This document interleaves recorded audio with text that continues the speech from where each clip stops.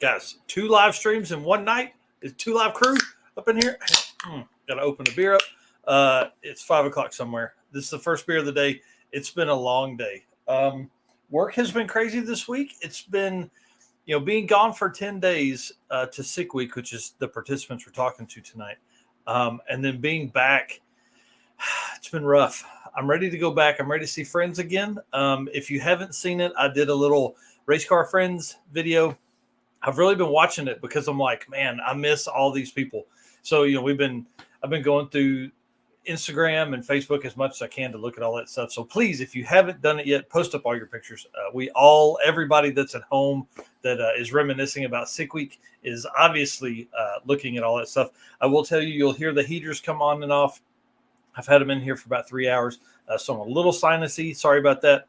It's so dry in here. I'm going to have to get me a humidifier to run with the heaters because it's so cold out here. I was telling Scott and Bob, who are backstage right now, I was telling them the Rain-X, windshield washer fluid was plus 32 on the shelf and it's frozen. So that tells you how kind of cold it was. In the rest of the shop, a little podcast room that the guys helped put together is nice and warm. It's 59 degrees in here right now, so that's a plus. I do want to thank Dino Cardella, Donovan Green, Tyler Petrum, Tom Stark, Matt Monroe, Ryan Wing, and Big Bad Daddy, the Cowboy Yankee, John Marat, for helping put the podcast room together. Because without you guys, we wouldn't have this room, and it wouldn't be 60 in here, and I would be trying to do this in the house. And we all know that wouldn't be nearly as much fun to hear me talk from my dinner table. So we got folks in the background. We got Hot Rod Dave. We got Daniel Green, a.k.a. Danny Diesel. And we got Scott and Bob with Vets Unlimited. Going to have the LePenskes on here in just a few minutes. All of our live streams for Sick Week are brought to you by Destroyer1320.com with the neutral safety strap cover for all of your 2015 to 2021 Mopar, the Challenger, Charger, and 300 I know of. I think anything with a center console has this neutral safety strap. Bust the window, pull the strap, roll the car away. I mean, I don't know. That seems very crazy to me. So he makes these after one of his friends had his car stolen. So anyways, enough of my stuff. Let's get into guests. Again, we're talking Sick Week 2022 with all the participants. So we're going to bring them in now, and we'll have everybody introduce themselves. And then we're going to get into stories kind of like what we told last week with everybody. So that'll be a ton of fun. We got Scott and Bob, Vets Unlimited, who rode around in Pumpkin. They're going to tell us about that in a minute. And probably the coolest trailer on all of the trip. We got Daniel Green, a.k.a. Danny Diesel. And then we got Hot Rod Dave in the 65 El Camino. What's up, Dave? Cool. Danny has a really cool story. There's a part where we're going to ask what parts broke. We're just going to give him the floor for like 30 minutes to talk about all the struggles that he faced during the week. So, well, I'm going to be jumping in and out. I'm cooking dinner. Nice. Awesome. We'll make us some stuff too. So yeah. Obviously as it goes through the night, we're live on Facebook and YouTube. So you'll see stuff like this, like where Justin jumps in here and you see the Facebook logo. So, and then where I was making comments here on the Narcoleptic page. So for YouTube. So you guys will see that pop up. Chris Story just popped in. Thanks, dude. Glad you're here. All right. So here's the way this is going to work. We got to lay some ground rules real quick. So it's probably easiest if we Brady Bunch this a little bit and kind of work our way in for everyone at home, a clockwise circle. For us, when you use your hands, it's a counterclockwise circle to make sure you get you got Scott and Bob over here. Those guys will typically go first because it's easier to just follow that. So we'll do Scott and Bob, then Danny, and then Hot Rod Dave as we answer questions. So to lead us off, Scott and Bob, why don't you guys tell us where people can find you on, all your introduce yourself, what car you drove, social media channels, all that kind of stuff. Wow, that's a lot for an old guy. Let's see. We drove the 74 orange Vet, looked like a pumpkin. I've actually had that car since I was 19. We have gone through several different engine combinations and transmissions over the years, but had the same.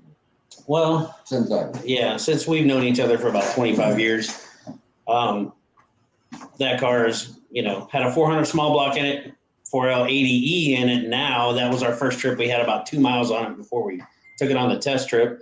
Now, we weren't racing, but we did sick week. We got into the sick ward because I missed my cutoff time to sign in. But we wanted to use it as a practice, make sure everything was running good for Rocky Mountain Race Week coming up. But I tell you what, as a sick ward person, I still had such a good time and less stress. Didn't have to worry about getting in the pits on time. We were sitting back eating food, and Reggie and Jason, they were all stressed to get tires changed, all that good stuff, But anyway, social media, Vets Unlimited, Facebook, and Vetmaster Scott on Instagram, but I am not an Instagram professional at all. So I'd be lucky to be able to receive a message. So anyway. Hey, John. John's on there. John Solers. Hey, John. He works with us. Yeah, John Solers. He popped in a message, and he works with us here at the shop. So, nice. Awesome. Ooh, but gonna have some feedback, I guess. There, Scott, you may turn your volume down just a little bit. My volume. You're asking a lot for a computer illiterate. There we go. If somebody has their YouTube on and StreamYard on at the same time, it'll feedback real bad. So you got to turn the YouTube off if you've got it on at the same time. No, we just got the one up. I didn't want to have any problems. So there you go. Nick Derry is saying, who did the custom paint job on the pumpkin? Yeah, that was a lot of years of sitting in a backyard, mold and sun damage, and Hey, so, okay, thanks for sharing. Yeah.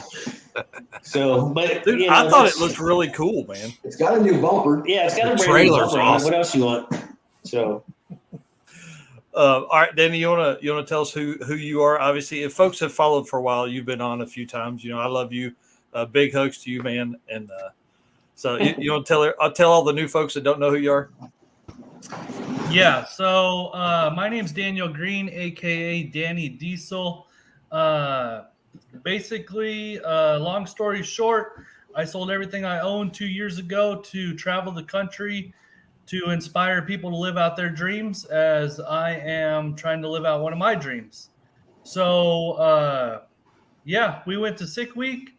We got past the Florida-Georgia line, and things went haywire. So, yeah, that's a little bit of my introduction, and yeah, Yeah, yeah, there you go. You can find me on YouTube, Danny Diesel, Instagram, Facebook, all of them, Danny Diesel. I'm out there live in action, putting out content for you guys to inspire you to live out the dream. That's great, dude. And you really do inspire a ton of folks. Corvette's like, that was hilarious at the truck stop. Yeah. Tab Feemster there. You want to tell the truck stop story real quick? He said, looks like somebody said, "Hey man, y'all like Corvettes, right?" yeah, I don't remember the truck stop story. I don't know. What's he talking about? Somebody elaborate. We are old, you got to remember. We slept since I didn't then, meet Tab at the truck stop. I hope it had nothing to do with. I don't know.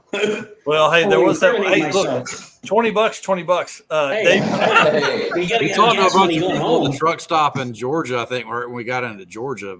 That's the only truck stop I remember. nice. Dave, you Well, want to tell them Reggie where to and find Jason you? was with us, so it might have been them. Was it my turn? Yeah, man. Hot Rod Dave on YouTube, Hot Rod Dave TV on Instagram, and it's David Andrew Nelms on Facebook. I was in the sick ward and met those guys. Got to get my directions right. Scott and Bob on the first morning, I believe, Sunday morning, and we hung the whole week, man. Yeah, we saw him sitting over there alone, and we're like, "Hey, man, what are you doing? Come on over." Right. So Yeah. Hey, do you want to join our cult? Yeah, basically. Yeah. Yeah. Then We you need guys somebody rolled to together. and we need somebody else to sacrifice. So. You guys rode together all week. It was pretty cool, man. I will say, once we left the checkpoint in Daytona, We didn't see you guys till we got to the next track. You guys were gone. kind of went through a big puddle of water, I think, and ate half of the. I don't know what you did to that ignition system. Fuel filters. Oh, Fuel filters. Yeah, Okay. fuel filters. It was yeah, we'll tell that story later. It's a good one. All right, so let's get down to it. We went through all the stuff. All right, no worries. The like I said the other night, Jonathan Stone Cipher always says, once you do a drag and drive event, you'll either be a forever or a never participant. You'll either go every time you can, or you'll not go ever again. So that's the question to you guys. Are you guys a forever or never? Forever. Yeah, that was our third. We did Rocky Mountain Race Week 2.0 in 2020 when Drag Week canceled. Was our first one, and after that we were hooked. We did Rocky Mountain Race Week 1.0 in 21, and then when Sick Wake come up, it's in our backyard. We could not go. Yeah, I mean it's right here. Yep. I don't know. Yeah, I remember I met you at Rocky Mountain Race Week, and I had my dad's '66 Vet, and that was just a tribute to him. That was his Vet that we bought it, found it, and bought it back. So I grew up in that car, and so. Dad has passed away, and so we had For You, Dad on the windshield. So the first one, we wanted to take his car. Yes, we're running a 14-second class. Who cared? We just had a good time, and the people that we met, was awesome. So, and, even with us running Sick Ward, we ran with Reggie and Jason and those guys. We hung out, and you ran with us for a little while. And it's just the friendships you make. And Bob said, you reminded me, it's kind of like the military, that camaraderie is, like the military, we watch out for each other. The thumbs up, the thumbs down. We just make sure everybody's all right on the road. And my daughter just chimed in, Ashley. Hi, Ash, love you. That's awesome. All right. Sorry, getting some crazy feedback here. It must be the reflection off of you guys. I think that's what it is. So that do you want to tell us a little bit about the car? I know Danny's a forever guy. He's going to hit every drag and drive event he can do, right? That's the only way to redeem yourself. It's the only way. Dude, there's going to be some good stories come from this. I'm telling you. How many hours were you awake? 36 hours straight. I love it. I'm sure you were not loving it when it was in the moment. To be honest with you, man, things just went into a blur, and we just, put our heads down and grinded as hard as we could. But yeah, just kept working, dude. It's crazy, man. We're gonna tell that story, I promise, for everybody that's watching. It's because it's a good one, because it really is. It is about the family of drag and drive. Red Hat was over there helping, I think, at one point. And I kept talking about helping, and I never did because we were busy as I side eye out of there. So you kind of talked about Pumpkin. Danny, when you get back, do you want to tell us a little bit about the car you took, or where you took down there, and then the little bit about that? Are you talking to me or? Yeah. Oh, sorry. I'm trying to get some batteries here. My battery's about dead. Sorry.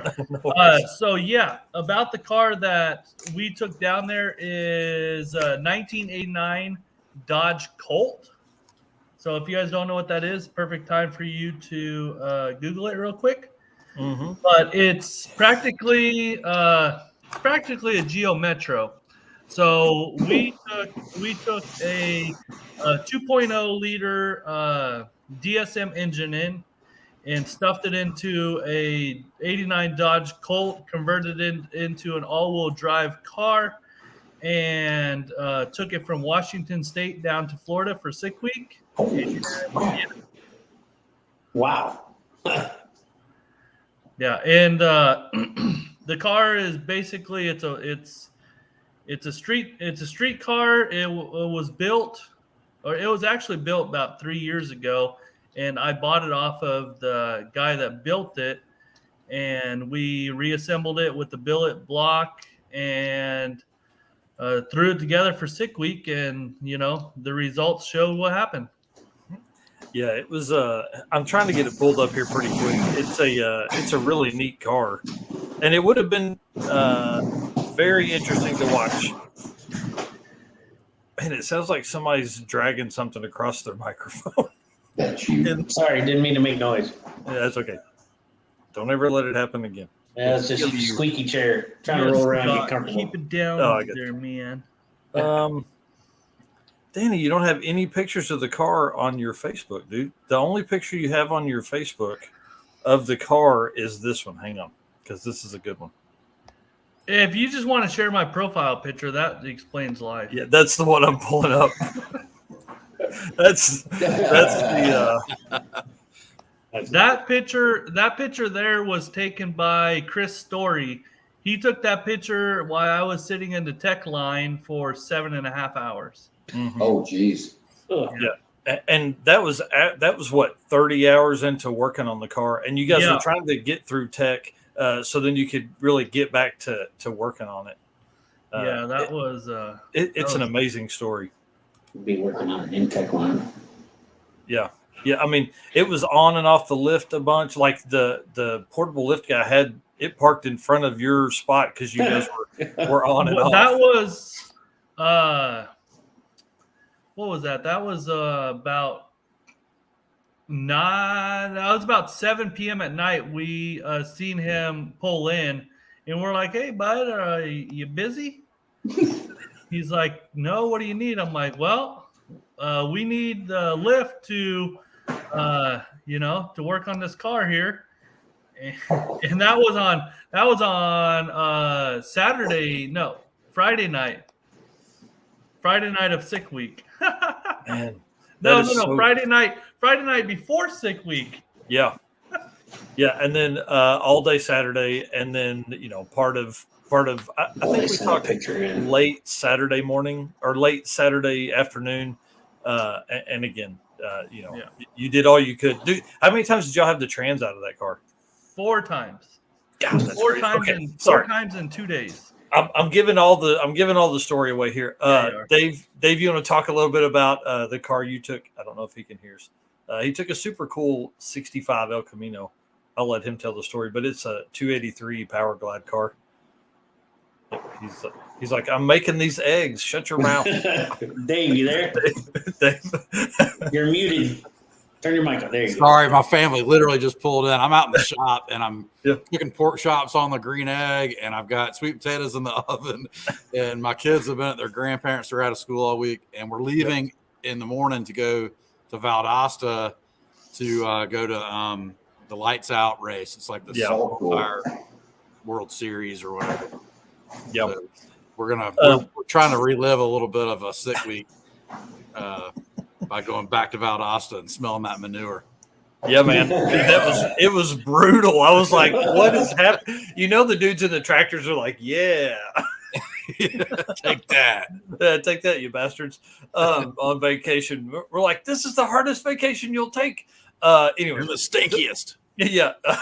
Why don't you tell everybody what you drove? And I don't even know what the other question. I think it's just what you drove. Drove the 65 El Camino. It's I bought it back in June to specifically build for drag and drive events. We haven't quite got it in race mode yet. It's still has the stock drivetrain. We've got the front end done.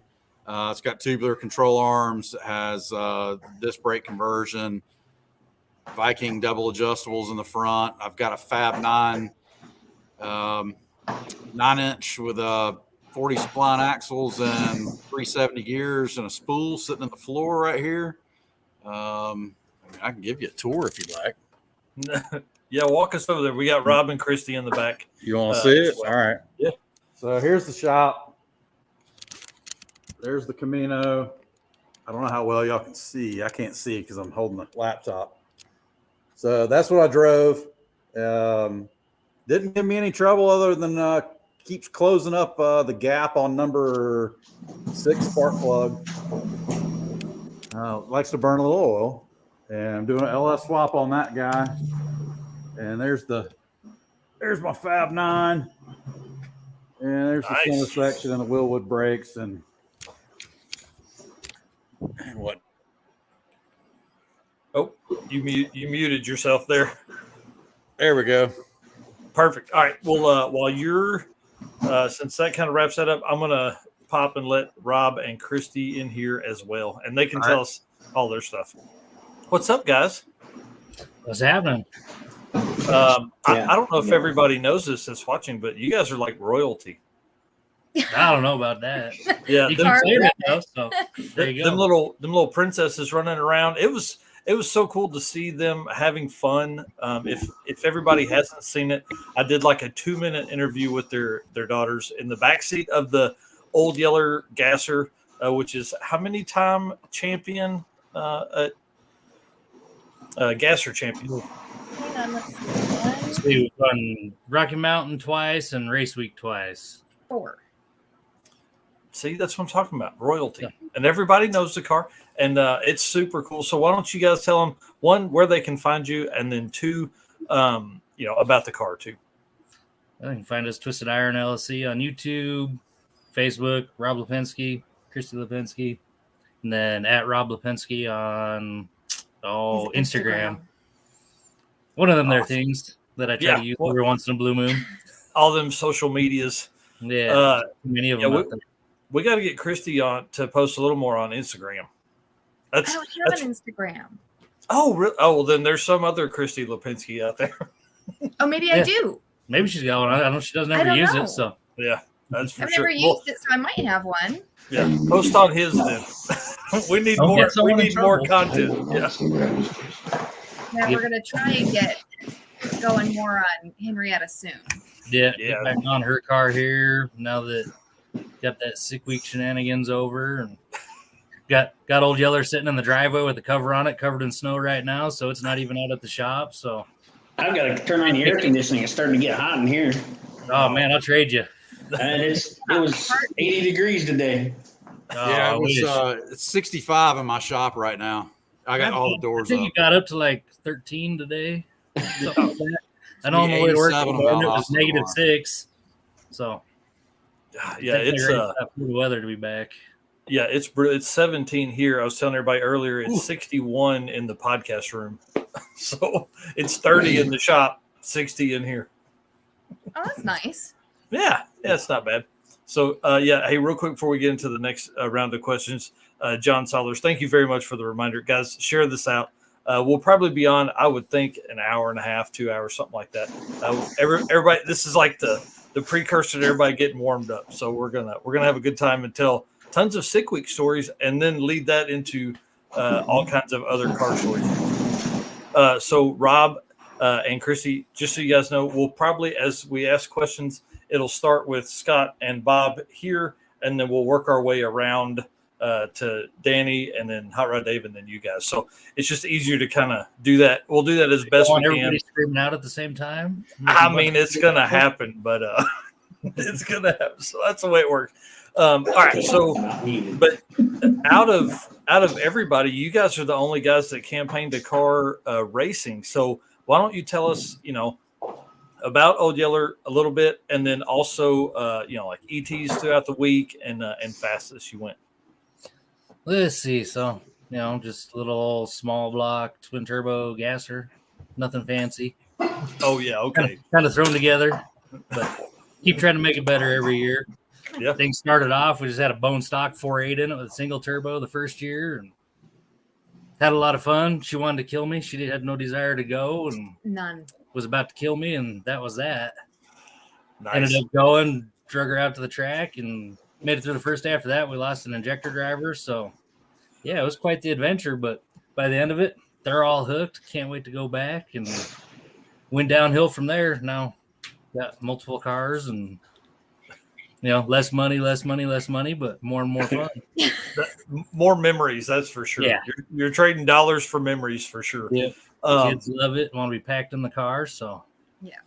And it's funny, I always thought like the passenger seat would have slid forward, and that's how the kids got in like normal. Nope. They slid in like a spot about like this. So they slide through the jungle gym. They actually like it better now since updated it to the 25.5. The crossbar got lowered down low enough so it's actually open, because before they had to climb over that to slide into the back, and now they can actually walk through it. So Nice. That's awesome. What kind of times does that car run? best we've been is 864. That was on sick week. That was on sick week, and finally That's got great. a half-ass actual A to B pass in it, and started trying to go faster from there, and just didn't happen. That's pretty fast in that car. Yeah, That's pretty fast in any car. I mean, let's be honest. Yeah, it's good. We had a couple of runs. One got a little squirrely up top, so I pulled the chutes early. But by the early numbers, it had probably been about an 805, 810-ish on that run. And then next one spun early and ran out the back for data and had the mile an hour there to be a low 8 to high 7. So That's crazy. What is a 25.5 or 25.2 cage? 25.5, so it's good for 750. Come on. Is that the goal? You going to get down there and ease on the cage a little bit? Kind of was the plans, but at this point, it's like that car being set up gasser and going that fast, it's like it's going to get crashed, and I really don't want to crash that car. Again. Yeah, especially at that kind of mile per hour. Yeah. It's like my great-grandma bought that car new in 54. I still got all the paperwork from they originally bought it. So it's one of those, I don't want to crunch that car up. So I think it's time to get going on the Falcon here. So everything plans out right now. I'll be out for race week, and Old Yeller just go back to daily driver. That's awesome. I don't guess I've seen any of the Falcon stuff. I've been so busy. You'll have to tell us about that in just a little bit too. We got to get back to sick week stuff. Yes. Favorite track for you guys? Everybody, start with Scott and them. Favorite track of the week? Well, they were all cool because I didn't get the race, so it was like I probably agree with Bob. He South Georgia. Other than the smell. Yeah, other than the smell. Yeah, but I do like Bradenton, so I had a good time there too. So, but I didn't get the experience down the track, and don't know how the would feel and all that good stuff. But man, I had fun at all of them. So, Danny, did you go to any other tracks other than Bradenton? I think the best track that we experienced was Bradenton. That was the only track that we experienced. Don't say that last part. Oh, I mean, besides, what is that? What's that freeway? I-275 or anyways, the main freeway that gets into Tampa, we experienced that quite a bit. So, yeah, that was the best track we went to. Nice. Rob and Christy, which one do you guys like the most? I like South Georgia. I can agree with the not liking the smell. But I like Bradenton around there. So Gainesville, I've been there a bunch of times. So that was always a fun one, but didn't get to get everybody down to the Gator ponds to show them all those. So missed out on some of that fun on that trip. Yeah. Johnson. About no gators. Yeah, I was a little bummed. I was really kind of, the way everybody talked it up, I thought we may sneak into seeing one or two, but I'm sure they weren't close enough to the roadways there to see. Well, there's a Gainesville, lot. if you go past the sand trap, you go back, there's 2 ponds back there. You go to that back pond, it's full of gators. Oh, wow, that's cool. We found a lot of gators in Florida. On your vacation? Yeah, on our vacation. Was there a favorite day that you guys had, like something that maybe stuck out, not just racing? I mean, we did a lot of driving through that part of the country. to back to us. Yeah. It'll always be you guys first. Well, I would say, Don Garlitz, I've been there before. So that part of it was awesome. And see, we camped out at every place that we stopped. So we got to sleep in Don Garlitz's backyard. So it was kind of cool. There's a lot of drag racing history. And of course, it started when I was 4 or 5 with my dad. So, I saw some of those cars run when I was a kid. So when we go back in that museum, I'm like, hey, I actually got to see this. I'm from up north. Edgewater Raceway was up there in Ohio, next to Indiana, where we're from. But anyway, some of those cars, seeing them as a kid, now, hey, they're in a museum. It's kind of cool to go see. Yeah, definitely. My best day was probably day 1 of sick week when I got to walk around and visit all my friends again, see everybody.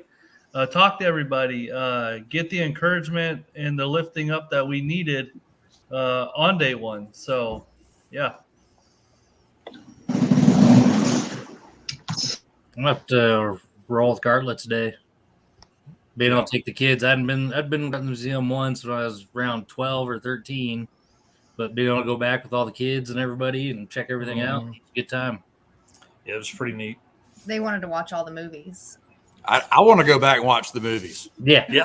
Spend the day just. Yeah, absolutely. They're like, can we rent these movies? It reminds me of being a kid, like watching, like on Sundays, all the car show stuff would come on. Yep. And I would sit there and watch like NHRA Today and all that stuff. And I remember some of those stories that were playing on some of those monitors. It was really cool.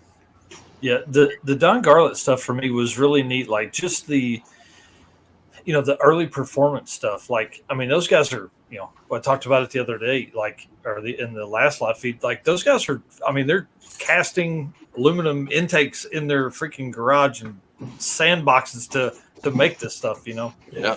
When you're allowed to have some ingenuity in the sport. Yeah.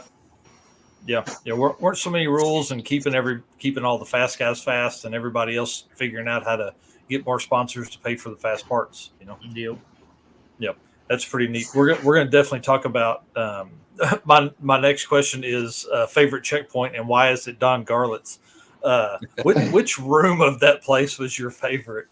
Mine was definitely the engine room. I think that was the funnest part, and the wall of flathead Ford intake stuff. I think that was the coolest. What was your favorite? I like the engine room, but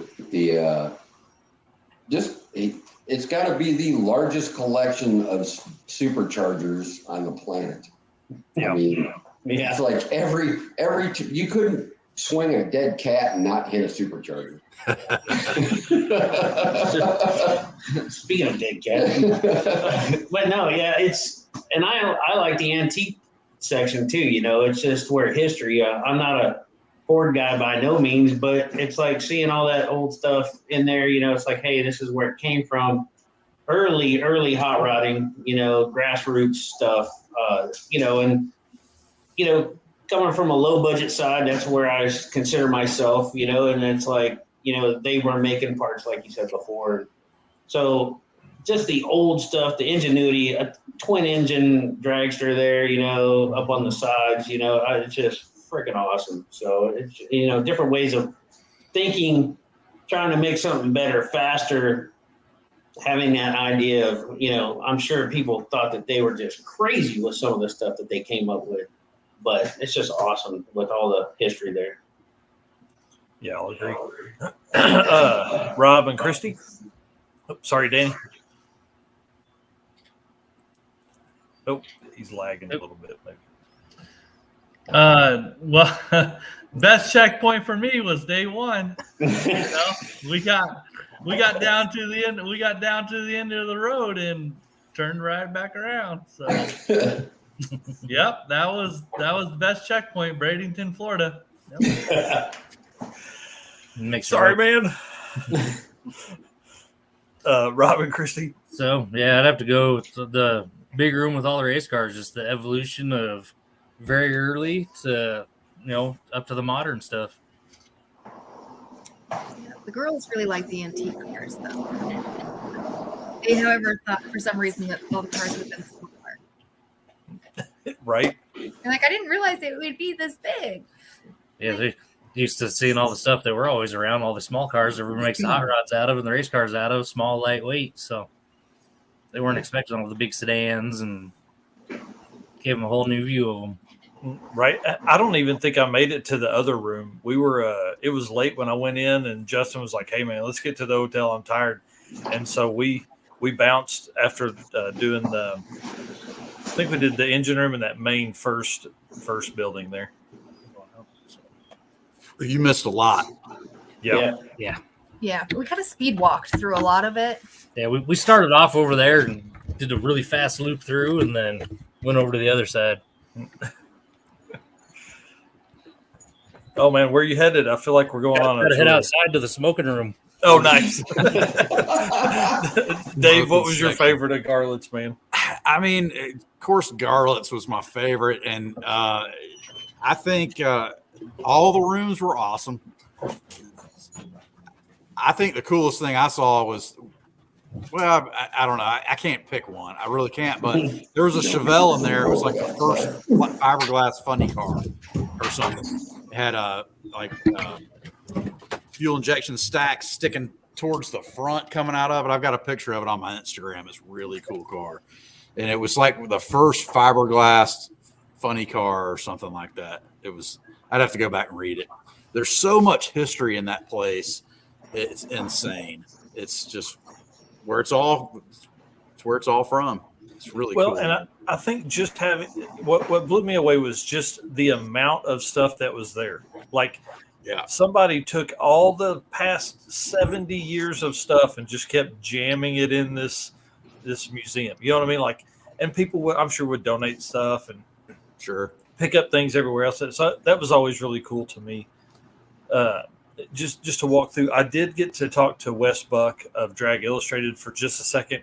He was flipping through the newspaper articles that were there, and he was like, it's so interesting to see all of this stuff. And that's what he does now, is he documents all of the drag drag racing and things like that with Drag Illustrated. And he was like, one of our very first magazines is over there in one of the displays. He's like, that was pretty cool. So that was really neat to hear him tell that story. So I heard him talking about that. I was cruising around with a camera trying to take as many pictures as I could, and I was taking shorts in there too. So I still haven't gone through all that stuff that I took in there. I spent most of my time doing that and wish I could have spent most of my time enjoying it. So I definitely have to go back so I can spend a bunch of time in there and just soak it in. I've been down there. I've been down there a couple of times, but it's always been with the family on the way back from Disney World. And they're like, hurry up, Dad. And I'm like, you guys go shopping or something. Let me go. We need to make a trip. We need to make a trip and just go down there with us guys and just let us know. It in. Let us know we're going down there. Yeah, right. Totally. The agree. first time I ever went there, the little red wagon was just inside the front door. That was really cool. You gotta leave us ladies out, huh? Oh no, I meant in general, car guys, all of us, everybody's Our people. Car people, yes. My wife wouldn't. My wife would walk in and be like, all right, I'm done. Messed up in the head like us and want to do this shit. Yep. Facts. Justin and Racers and Rods posted therein. I think it would be fun to just go out, and really take about 4 or 5 hours that you could spend in there and, conversate back and forth about all the cool stuff. So. And if you're down this way, there is a nice car museum down in Tallahassee as well. So it's right on I-10. Tallahassee's beautiful over there. I love North Florida. So it's really pretty if you really have time to take it in. There's so many springs and rivers and parks and stuff, cool stuff to go to. I haven't spent enough time myself there, but I plan on going back and spending a lot of time there. I'm over this shit. I'm ready just to move to Florida. Hey, I'm in Georgia, and I'm ready to move to Florida. That snow turns into sand real quick. Yeah. I'm okay with that. Yep. I couldn't live up north. There's no way. No, I'm I don't over know it. I don't know how people live in that kind of climate. I'm out. I'm from up there. He's from Michigan. I'm from Indiana, and we grew up there, and military brought us down here, and so our wives are like, nope, we're not going back up north. My wife's from Texas, and she's like, no, I ain't living nowhere there's snow. My wife said that if I went up there to live, I'd go alone. Smart That's lady. awesome. Mhm. Yeah, for sure. I'm just It trying to looks figure like, out how we're gonna move everything. Yeah. I don't know, a couple of U-Hauls maybe in about a month worth of driving. That'd be about the way I Well, think. no, I'm never, ever moving again. My kids are going to be digging shit out of my backyard years after I'm gone. That's awesome. Nick Deary says he'd fly in. Let's go. And Justin's like, I'm in whenever you're ready. Yeah, Nick's a buddy of ours from in the Air Force. He was stationed here with us. He had the yellow vet for Rocky Mountain Race Week. So Cool. yeah, we missed him, man. And you and I were talking, Scott and I were talking about having him and Scott and Bob on in a couple weeks. So I'm trying to work through all the sick week participants, and then obviously we're going to start transitioning towards. If Nick gets on here, you might want to rate it. You're going to have to rate it a little bit for adults only. It's Not PG. not PG. No. That's fine. We'll talk like we all do on sick week or on drag and drive events. No. Okay, time to put the kids in bed. Yeah, I made the comment the other day. It's like turning a bunch of 15-year-olds loose. For any drag and drive. Yeah. You get us around a bunch of cars, and we're like a bunch of little schoolgirls, giddy and freaking. The first time we rolled into, with the Corvette, we were like little schoolgirls, all just giggly and all that stuff. Still am every time we do a drag and drive. just seeing all the cars, just like being 12. Yeah. Who's or where is your next drag and drive events, people? Scott's going out to Rocky Mountain Race Week 1 in May. Yeah, June. Yeah, we're going to. Yeah, I can't get the time off of work. So. Yeah, so right now I've got an empty seat, so I'm trying to talk my daughter into going. One of my daughters, if they don't want to go, but my wife won't go because there's no Marriott, there's no palm trees, and it doesn't have air conditioning. It doesn't have air conditioning, so she's got to have that luxury where after a week of sweating it, and especially if something breaks, it's going to be ugly. We were supposed to be in Savannah for my son's baseball tournament, and they canceled it yesterday. Oh, man. I'm thinking 1.0's in the books. Nice. I think I'm going to try to buy a pop-up with an air conditioner on the top and take the whole family, and we'll take 2 vehicles. That way they can branch off and go do other things if they want, and I'll stay on route. But we'll see. I'm still trying to convince the wife. Yeah. I better be careful what I say. My wife may be popping in here and watching. So I digress. Honey, I love you. Danny, you doing 1.0 too? I didn't get signed up for it, but I'm just gonna show up and try to talk my way into it. If not, then I'm just gonna follow you guys along because I didn't have the honor to follow y'all in sick week. So that's what I'm doing. Yep. I road weeked last year in the Monaco. Didn't have her car together, so this year we'll have 2 cars out there. I have to say I had just as much fun, not racing. And, I kind of felt bad. I felt like I was not worthy being in sick ward at first when we first started. I was like, well, I'm not racing. I lost a lot of cool points, I guess. But you know what? We had a really good time. And I wanted to bring the trailer. We built that trailer. We fly the American flag. I'm all about this country, and where else can you have this kind of event to where we're all having a good time? And the biggest thing is I've seen people that were racing each other in the same class. If they were broke down, the other guy was pulling parts to help them out, so, that's just a big thing in the community, and it's a family thing as well. So I'm hooked on it. I don't know if my financiers are able to be hooked on it as well, but so we're trying to take it with me when I'm gone. So might as well spend it now. Yeah, my kids are going to have to make their own money. I ain't leaving them. Take theirs because I'm probably not going to be leaving them with them. I have a pile of cars, but Yep. Now, Rob, are you guys going to campaign 2 cars? Huh? Or are you going to road week the Henry J? No. Oh no, I'm racing it. Oh yeah, that's awesome. For everybody that doesn't know, it's probably one of the coolest cars. I love the idea of the build. So tell everybody a little bit about it because it's the premise is awesome. So give us kind of a rundown. So it's a 1951 Henry J, and we took the motor out of a 2016 Camaro. So it's a 6-speed. It's the LGX. So V6. Yeah, V6. We did all the suspension from it as well. Interior, except for the backseat. The backseat will still be the original one that was in the Henry J. I just recovered it. I mean, y'all can watch it on the YouTube page. There's Nice. Twisted LLC. yes, Twisted Iron LLC. It's No, there's about it's a 23 episodes 20 on there. or so So episodes of it. It's a really cool, but I love the the main thing about that car too is like you'll look at it from the outside and it'll look Henry J, but then like it's all Camaro inside. It's and that probably makes what 300 and something horsepower from the factory, and then I know you guys aren't going to leave it alone. no, it's not going to get left Probably alone. not. Tried making run with all the stock stuff in there, but we just fought that. That's why we didn't make race week with it last year.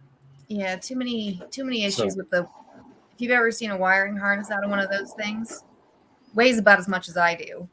Yeah. And I'm like, what? What do we do with all this? Why is it here?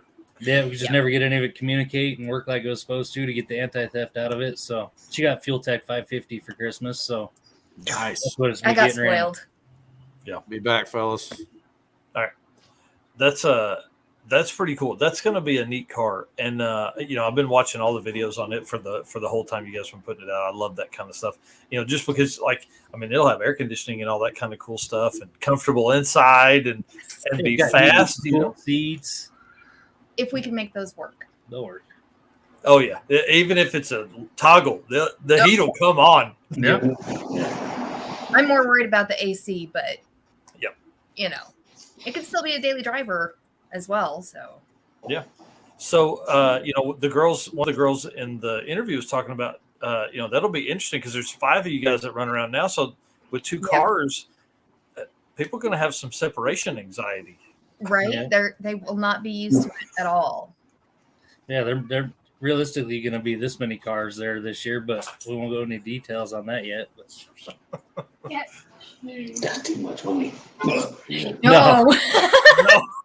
No, we talked about that a while ago. You spend it all. Spend more than what you got. That way it keeps you motivated. That's what my boss used to always tell me. That's old One cars. of those things we always go, get them into cars. They won't have enough money for drugs. That's right. That's exactly right. So since you guys race during the week, how many passes did you get during the week?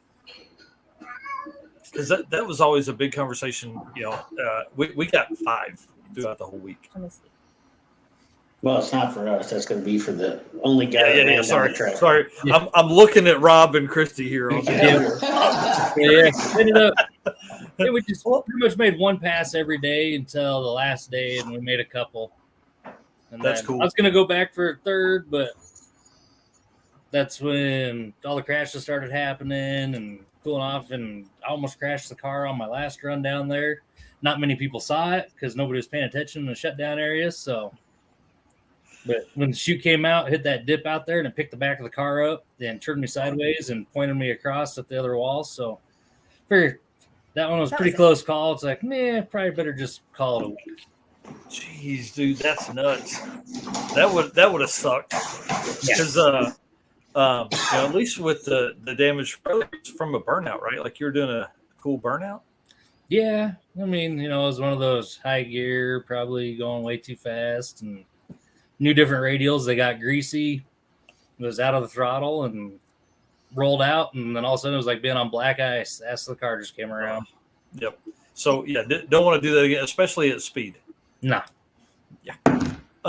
But everybody here pretty much drove all week. I'm gonna have to let Danny tell his story because I feel like I feel bad that he didn't have to that he doesn't have all the stories for us this time of racing. He has some stories, and we're gonna the next question after this one is what broke and the repair struggles, and we're gonna let him go first because he has all of them. Any road hazards or anything that you guys come across? The one guy with the Nova hit the deer. Matt Morton, who was on last week, they hit a road cone in their Ford truck. Scott and Bob, you guys want to start us off? Well, everything ran good for us. I mean, I can't say anything negative about the overdrive. I'm loving the overdrive. So it was like last year we ran, 350. So we were running 3,000 RPM at 60 mile an hour. So, but that ran great. But what was it? The only problems we had is when I started messing with a carburetor. So I put a Y-band on it, and I was like, man, it's running too fast. So we started to lean it up with different jets, and we just screwed it up. We're like, well, okay, we're putting it back. Let's just get down the road. Yeah, we had to rejet at somebody's parking lot. It was a gym. Yeah, we were stopped at a 24-hour gym. Yeah.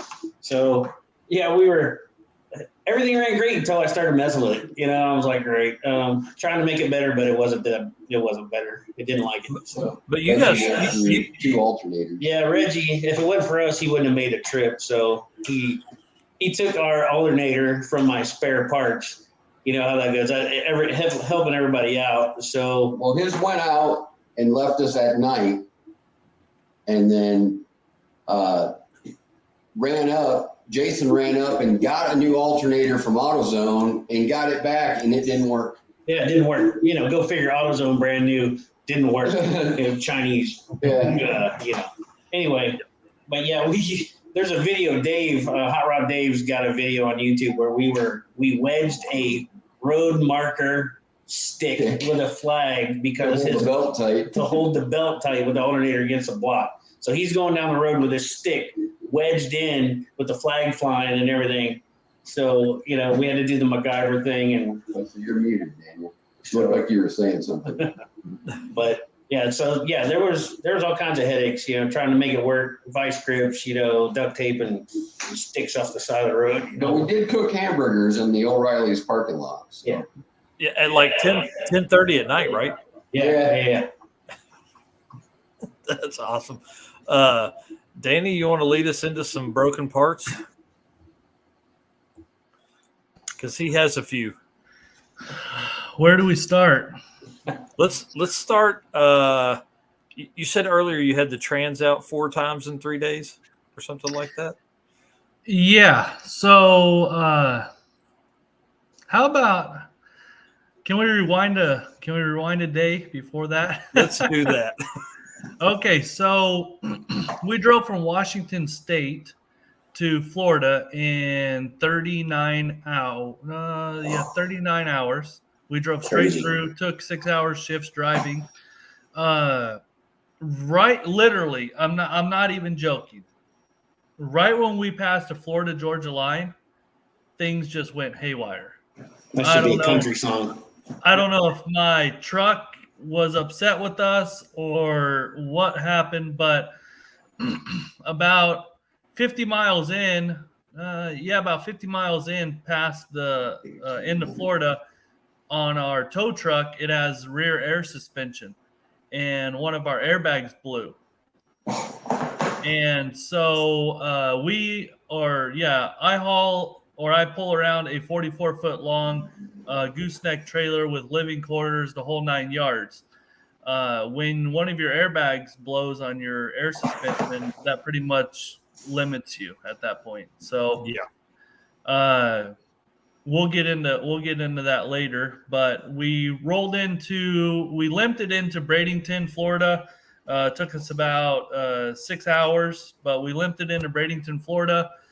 Pulled up to the track, unhooked it from the trailer. We're like, hey, you know what? Let's just pull the race. This was Thursday before sick week. We pulled the car out of the trailer. We're like, hey, you know what? We'll just take it down the road for a little test hit, see how it likes Florida. And we drove it around the pits, got it warmed up. Everything seemed fine. We pulled out of the gate, went down to the end of the road, got onto the main road, and did a couple pulls, and all of a sudden it just went into neutral. And we're like, whoa, what the heck is going on? We pulled over. We let it sit for a little bit. We checked the transmission fluid, all that good stuff. Everything seemed fine. So we let it sit for, 10 minutes or so. We were just, giving at everyone going by. And started the car back up, drove it about a block, and it went into neutral again. That's when we were like, well, something's definitely haywire here. So I was like, we were about a mile away from the track, so it wasn't too big of a deal. So I decided, I was like, hey, you know what? I'm going to hitchhike back to the track. Someone, I got to get back to the track to pick up the broken truck that's going to come pick up the broken car and tow us back. So I was like, hey, you know what? I'm just going to hitchhike back to the track. Someone will pick me up. No big deal. I walked 1.5 miles back to the track. Dude, that sucks. Dude, not one person even stopped or blinked or anything. They seen the broke down car with the hazards on, seen me walking. I had my thumb out, the old school hitchhiking. Not one person stopped. And you're a mile from the track and nobody's picking you up? No one. Jerks. No one stopped. Nope. Jerks. Anyways, walked back to the track, got the broke down tow truck, limped it back, hooked up to the car, pulled the car into the pits, and made a couple phone calls, and we determined that we needed to pull the transmission. So that was Friday morning. We decided we needed to pull the transmission. So we pulled the transmission out, and keep in mind, it's an all-wheel drive car. It's front, the motor and the transmission. It's, basically a front wheel drive car with the transfer case.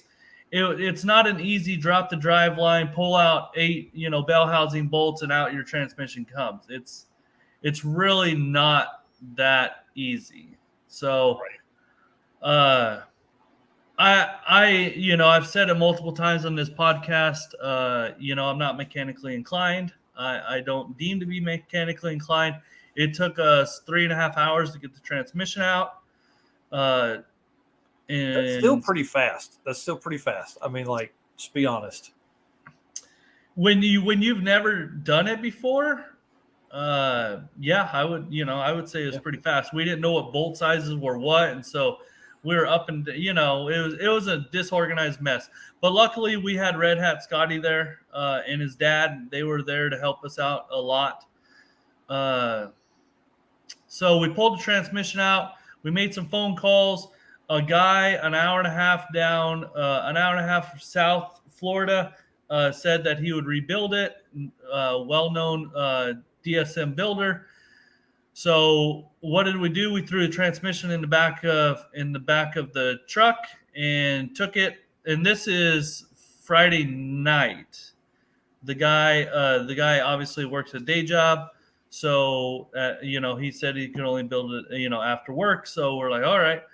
We drove it down there 6 p.m. We were at his doorstep. He rebuilt the transmission. The transmission was back on our door, back in the pits about 2 a.m.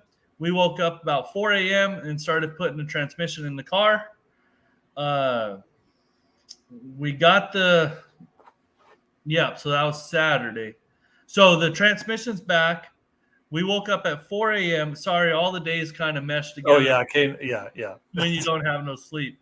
And do keep in mind, audience, this is all – yeah. Shoot. Sorry, forgot about that part. So while one person is going to get the transmission rebuilt, we kind of split up. One person went down to the guy to help get the transmission rebuilt. At 11 p.m. at night, Red Hat Scotty and his dad take me to the Tampa airport, and this is Thursday night. So I went because my tow truck was out of service. I can't drive it around. It didn't have any air suspension, so it sat on bump stops. So I was thinking in my head, I'm like, and I was talking to Scotty and Daniel here, and I was like, man, where can we get a rental car at night? And I just said, well, you know what? Mm-hmm. We're going to go to the airport. Someone's going to be open. And, and so we'll rent a car there. So Red Hat Scotty and his dad at 11 p.m. took me to the airport. The other part of the team went down south an hour and a half to get the transmission rebuilt. We all came back together at 2 a.m. and then we took a couple hour nap. And at 4 a.m. I woke up, and Daniel, the other guy with me, woke up, and we said, all right, we got to put transmission in. I was like, man, in all reality, I only have an hour because I got to go to the airport and pick up Noelle and her daughter that came in to do sick ward with us. So I have to be there at 5 a.m. The airport's 45 minutes away. I only have 15 minutes to help you get it all squared away. So I was like, huh. I asked Daniel, the guy that came with me. I was like, hey man, can you start getting the transmission in and start the process? He's like, yeah, sure, that's not a problem. Well,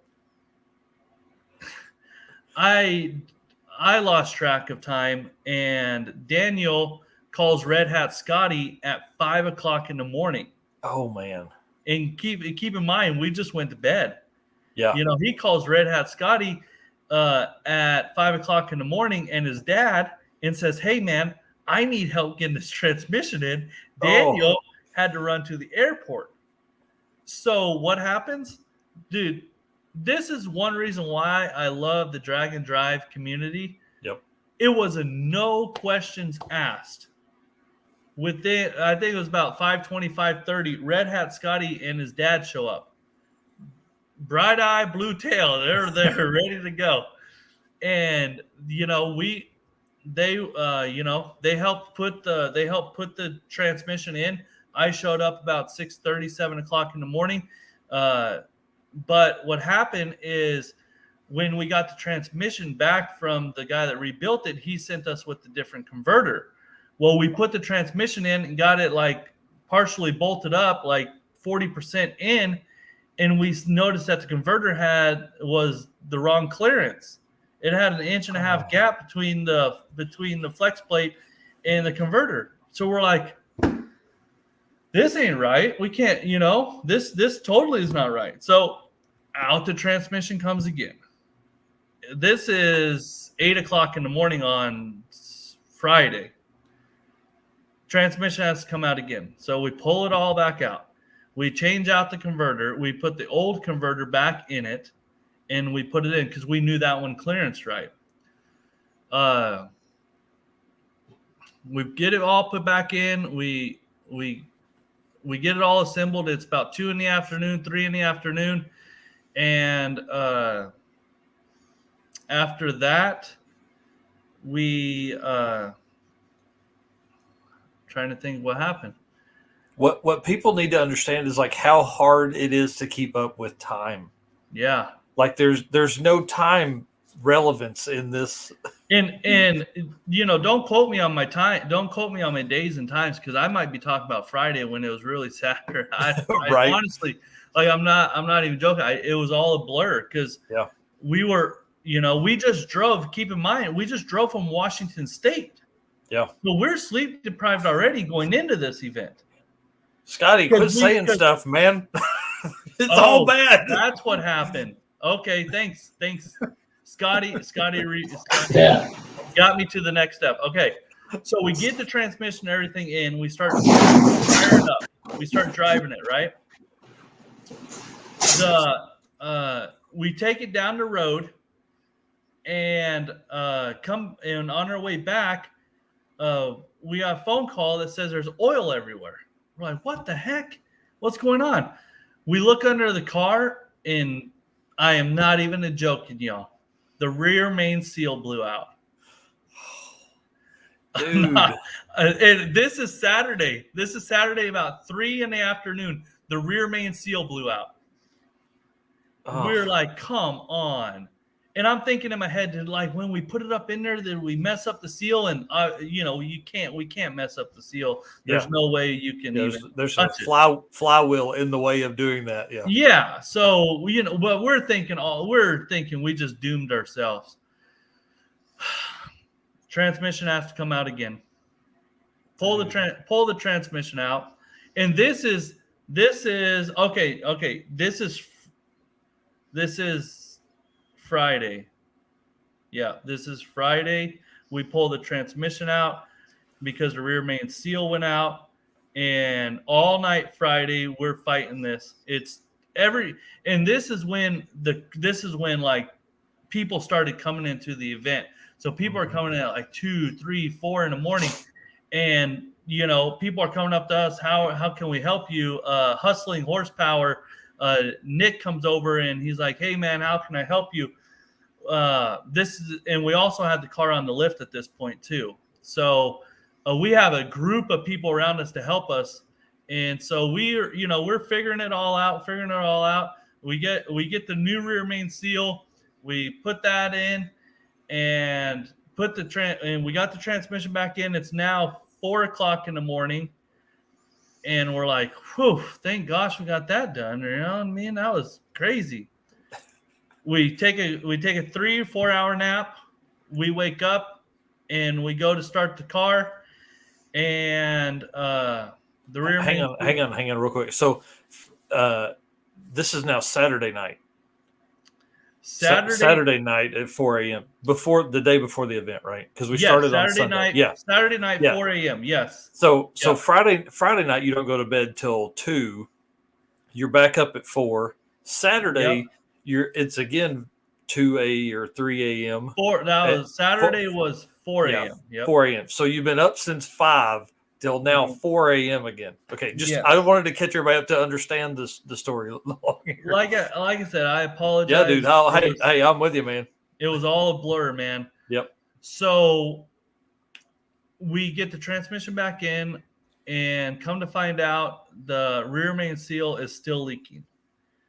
How and I'm thinking of every possible way. How can this rear main seal still be leaking? We put goop all over it. It's like we fixed the issue. Why it blew out? Like, how can this still be happening?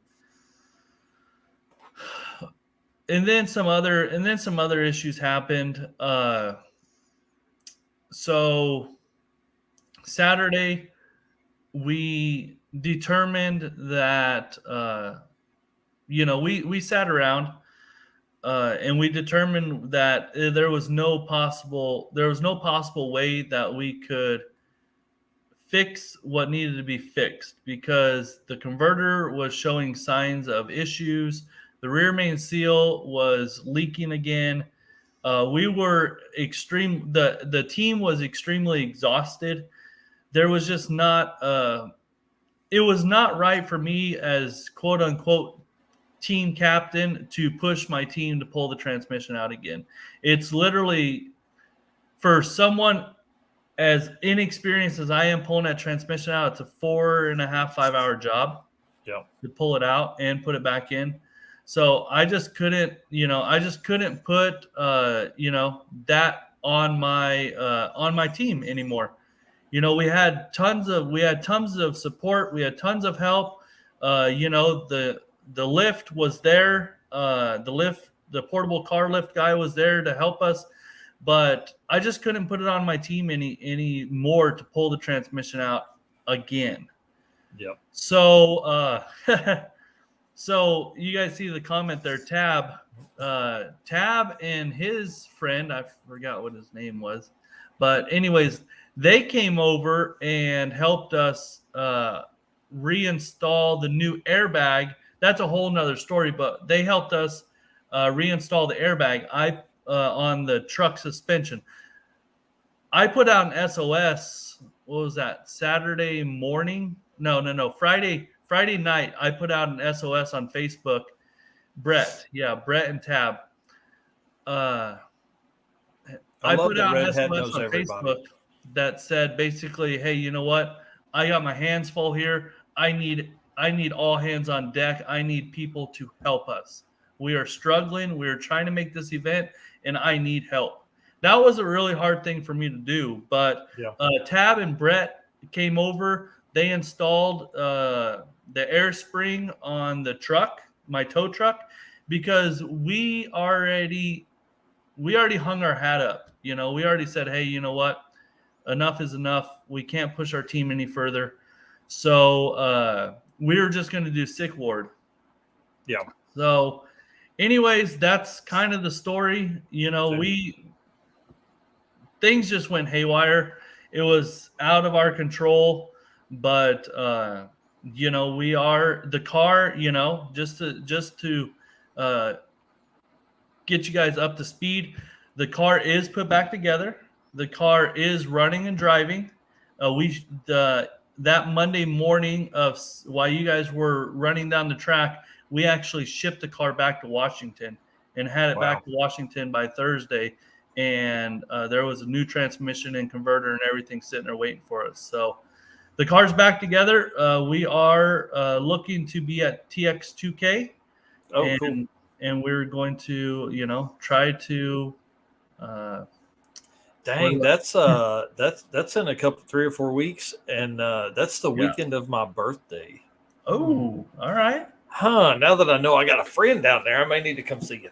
Yep. We'll be in Houston at TX2K, but I know that was a mouthful, but the struggles of what we went through really showed the environment of a drag and drive event. We had more people helping us than we knew what to do with, and we actually had to push people back and I know the 17-inch wrench or the 17 mil wrench was right here. Where'd it go? Because people were just grabbing wrenches back and forth. But working on stuff. It was great. So what was the problem with the rear main seal? Did you ever figure out why? Yeah. So the issue with the rear main seal is we had a brand new billet block, and the dowels on the billet block were about, that much right there too long. And so when we put the rear main seal on, it just didn't sit flush on the block. So we ended up having to shave down those dowels to get it to sit flat. Man, that's so crazy. Yeah. It ended up being something easy. You know what I mean? Yeah. But dude, that's what we talked about on the other one was once you're especially with Dave, who's not in here right now, but Scott and Bob kind of were probably in the background a little bit of the conversation we had about what we thought was ignition spark. Once your brain is in, oh my gosh mode and trying to fix something, you can't think, you can't see from outside looking in, because if we had been outside looking in, we'd have been, well, try these fuel filters that are literally right here on the side of this carburetor. So it's easy, right. But we couldn't think about that. So, Rob and Chrissy, did you guys have any problems during the week? Nothing too crazy. Our biggest one, haven't had a hood on the car in 20 years. So the hood on it after we left Bradenton that first day, it was running a little bit hotter than I wanted it to be. So that was pretty much the biggest. So got to that checkpoint, leaving Bradenton, pulled the hood off the car and stuck it on the trailer, and that's pretty much where it lived for the rest of the week. That car's not used to having a hood, so it's what is all this? Blocking a lot of airflow and keeping a lot of heat in there. So yeah. So how do you fix that? A bigger fan setup? You going to do some ducting? How do you? I mean, I guess if it's going more street car, but it probably won't be an issue. But I just hang the hood back on the wall where it's been. Dang. It sure did look super cool with the hood on there, though. I got another bigger radiator could end up in it. It could help, but just a lot of heat with the turbos and the piping, everything in there. Just keeps a lot of heat. Right. Sorry, go ahead. Oh, then the only other little issue we had that almost turned into a big issue when we're heading into Gainesville, driving up the road, cruising along in the left lane. It was a little 2-lane highway there. All of a sudden, a headlight turned on coming head on at us. In the left lane. I'm like, is that a car? I'm like, that's a car in our lane. It's like, hit the blinkers, whipped and I cranked the wheel. And right as I cranked the wheel and we whipped over, they went flying by us, driving the wrong way down the highway. Gee, was it, you said it was a motorcycle? Or is it it was a car. They had no lights, no nothing. All of a sudden, they just turned their lights on. It was just one headlight. And they had one headlight. Thank God they were warning you. They're like, hey, get out of my lane. Yeah, pretty much. It was a split highway. You had to have known you were going the wrong direction. Oh, my God, that's crazy. I'm assuming they're probably a little bit drunk. Yeah, they're making it home tonight from the night before. John Sollers, they're saying that takes a lot of determination. I'm sure he's talking about Danny. To stay on task that long is just hard. Yeah, I can't even imagine. And then get right there to the end. The cool thing is that car's back running now though, so that's going to be neat. Let's see what else we got here. Everybody knows the struggles we had with the fuel filter. Literally, you couldn't blow through the front carb fuel filter. It was so clogged. It was the only part on the car that Justin did not change from the previous setup. So we got all that fixed. We got to meet one of the coolest dudes ever that helped us. I mean, he's the one that figured it out after we had put an all new distributor in that car. And there can't be a harder car to put a distributor in than maybe that one. So, but Justin had it done in about 20 minutes. And, there was room for one set of hands in there. I basically pulled plugs and undid some screws, and then he in and out, and it was good together. Red Hat says, we put together a hell of a team and did everything they could to get Danny going. Yep. Yeah. If it wasn't for Red Hat and his dad being there, our morale was so low. I'm not even gonna lie. Our morale was so low that I would have threw in the towel Friday. Yep. I would have just hung up the hat for the simple fact that, like I said, I never even done that stuff. I never even pulled the transmission out of that car before. It was a fresh build. I didn't know anything about it. Yeah. And so, with Red Hat and his dad there to give us that push that we need in the morale, the pickup, that's what got us into the tech lanes. That's awesome. Sorry, Dave. I pulled you off screen so everybody was a little bit bigger. They didn't see you pop back on there. No problem. Sorry, I had to eat dinner. Hey, that's all right. Don't ever let it happen again. I had to save my marriage before I go out of town again. Yeah. We were talking about we're cooking dinner. Yeah, right. Yeah, I'm hungry now. I had a granola bar between the other live stream and this one, so I'm gonna need to eat after this. If my wife will still let me in the house. I was home all day with the kids, and we didn't do anything. Didn't even fold a load of laundry. It was rough. I worked. I mean, I was like doing my regular day job stuff, but you got time to fold some laundry. I put some stuff in the washer. That's about it. Anyway, so we were talking about struggles from the week, and you had mentioned earlier you had something go on, but I don't remember what it was. Who, me? Yeah. I closed the gap up on a spark plug on the way down. That's really the only thing that happened to me the whole time. No big deal. I put a set of plugs and wires on it at the track. No biggie. Had a he'll have struggles next time. Yeah, I'll probably have to put a transmission and everything I'm putting on it to go fast. I'll probably have to fix. Yeah. Yep. That's right, Daniel. I missed all your story. I apologize. That's okay. It was a mouthful, but we didn't even make it into day one of sick week. Wow. But you guys tried. I mean, dude, you can't say I don't know of anybody else that tried as hard as you guys. So, but that's how this whole event is, and it's the challenge too, because one time everything can go perfect, nothing goes wrong. And when I say perfect, okay, I'm not worried about racing. I'm not worried about winning my class, but everything goes good. Nothing broke down. We made it through. That last day you break the beams. What a feeling that is. Yeah. And it's like, hey, I just made it. But then on the other extreme, you've got like Daniel's case, you're doomed on day one, and it's like you're in quicksand. You're trying to beat everything up. You're doing everything you can to make it right. So I totally understand, and my heart goes out to you. And I didn't even realize that went on. I didn't know that you had that kind of struggle. So hats off to you, man. Yeah, man. Yeah. Thank you. I didn't know how out for another one. And he's gonna time of your life. Fucking redemption, bro. Yeah, that's what TX2K is. We're coming out swinging for that event, and Texas 2K. We are, we're gonna talk our way through 1.0 and try to get in there. But we have a car that is competitive and that is going to come out swinging. But a fresh build, 38 hours from Washington to Florida, nonstop, lack of sleep, pull the transmission 4 hours. Not 4 hours to the other. I mean, that's yeah. You probably had the longest haul besides Richard from Canada. Yeah, he was and the one dude from the Yukon. Yeah. Oh, somebody come from Alaska? Yep. Yeah, that's what they said. Or is the Yukon in Canada? I think it's Canada. Yeah, I think so. I mean, he trailered his stuff, but I think he was in the. He wasn't the dude in the DSM, was he? No, he was in that 442. Sorry. I didn't know about that guy. That's the first time I've heard of that. So, but anyways, we'll come out swinging at TX2K, and then our next event after that's going to be 1.0. And yeah, well, let's talk about that for a second, because the plan for 1.0 is to show up. Here is what we have decided to do, and I'm going to put it out into the world because I said it last week too.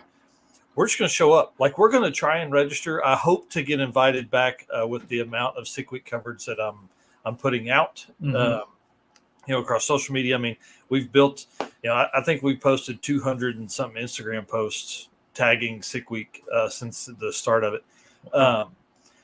But if we don't get invited back, I've told Justin, plan for it, bud. We're going. Because, listen, there were 350 spots, 341 cars teched in. Like, there were still 9 cars that could have got in. Like, and I feel bad because we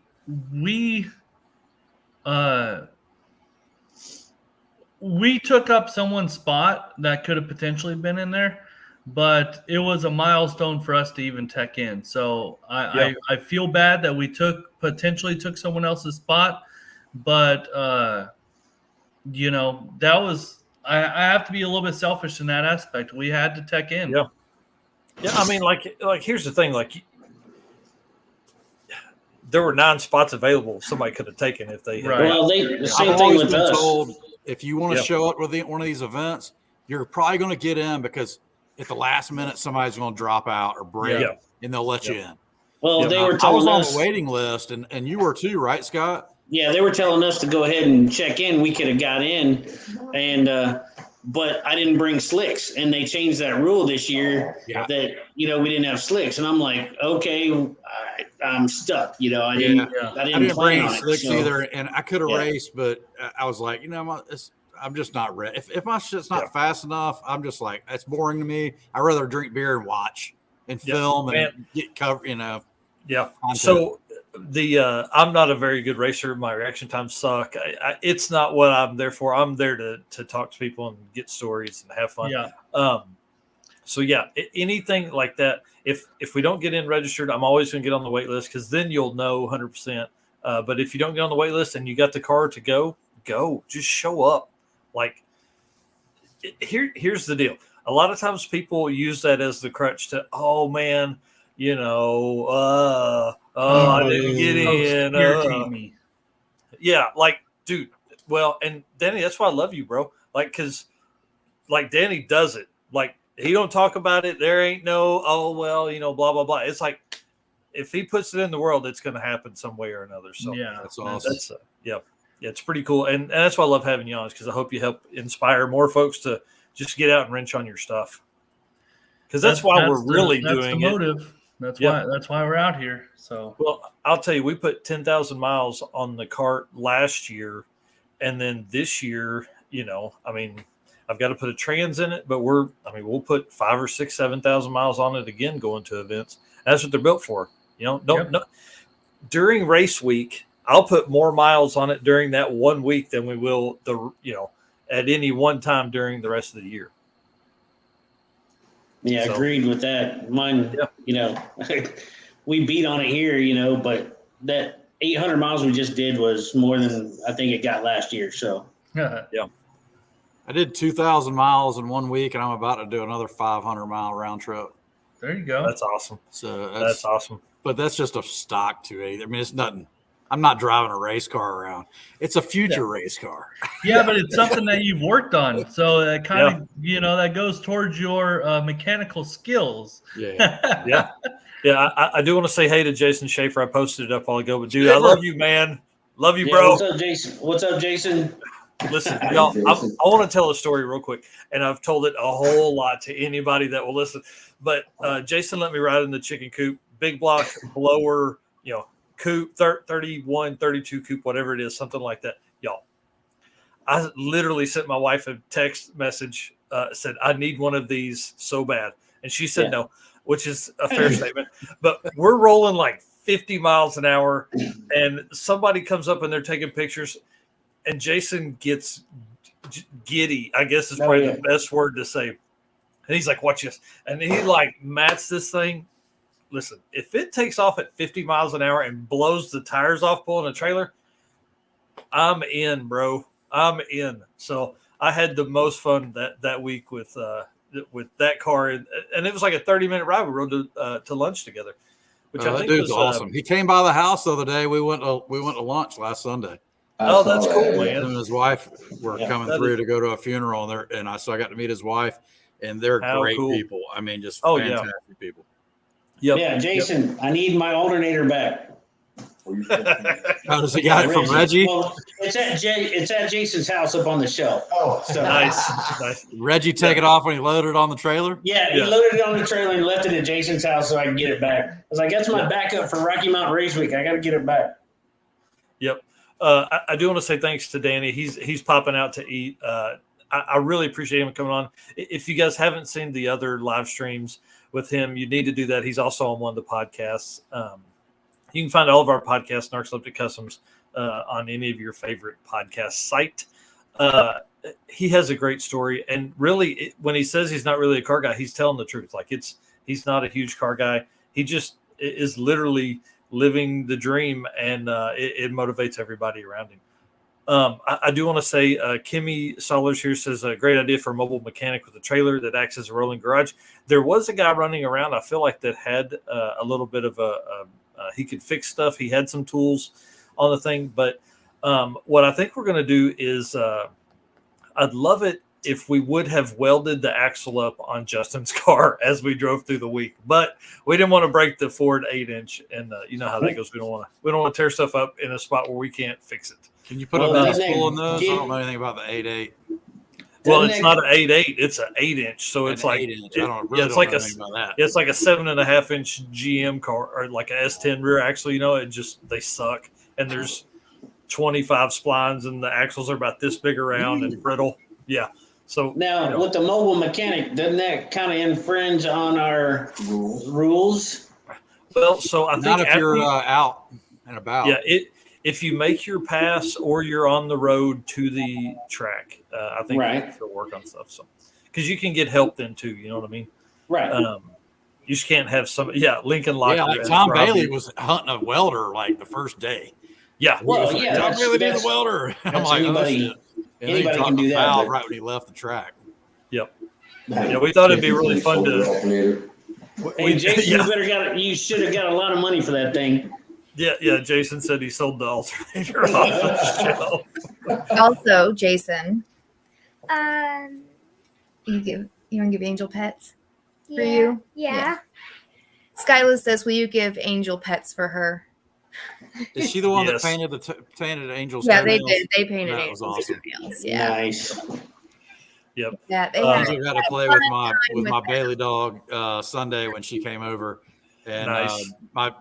My lab's 2 years old and not very social. She hadn't been socialized too much, and she did not know how to take Angel. Angel was perfect with her. She didn't do anything wrong. Yeah. She was just Bailey was just like cowered down. It's like, I don't know how do I play? What to do with this dog. Yeah. My dog goes. We've got a pond in our front yard, and Bailey went and jumped in the pond and just turned around, looked at Angel, was like, "You gonna come in or what?" Yeah. That's awesome. Yeah. Jason said Angel's missing you girls. Oh, that's awesome. Okay. Okay, so we talked about broken stuff. What went right for you guys? And then while I'm asking that for you guys, I'm gonna pop out and go take a leak outside real quick. So y'all tell what went right. Make sure you turn the mic off. Yeah, take about 6 minutes to tell that, because I'm gonna have to find it and it's cold. Take about 6 minutes to tell what went right. Wow, I can't get that up. Well, other than freezing cold camping, camping was we camped at every track and it was great. I really enjoyed that. I owe y'all some propane. Yeah. Oh man, Gainesville was 27 degrees when we woke up. That was like the worst. Yeah, we went through four or five cans of propane that night, just keeping the heater running. Terrible. So yeah, we got up, made breakfast, eggs and bacon right there, right outside Gainesville. It was actually really tasty. Yeah, it was awesome. Those breakfasts were right on. Yeah, and people, I think everybody kind of I don't know. They don't want to do the camp out thing, but I tell you what, if they're paying $200 and $600 a night for a hotel, I'm still on the low budget end of this race week stuff and I driving. spent $0 on hotels, and we had a blast. And Yeah. it really wasn't that bad. I mean, we want to get 3 girls. Well, yeah. no, that's different. That's different. Yeah. Because, we didn't have any facilities when we were camping. Thank goodness we were men. Yeah, well, Right. we did have porta johns, but And I have a portable toilet that somebody had to use the Advanced Auto. Advanced Auto portable toilet. what yeah. went right? Yeah. We're talking about what went right that night. That went right. So, but hey, you gotta do what you gotta do. But anyway,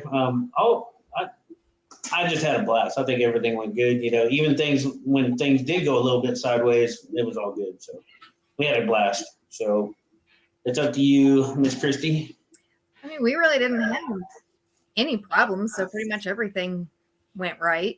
Just trying to get the new Trying to get all the new stuff dialed in was the most difficult part, and only getting to make one pass at each track.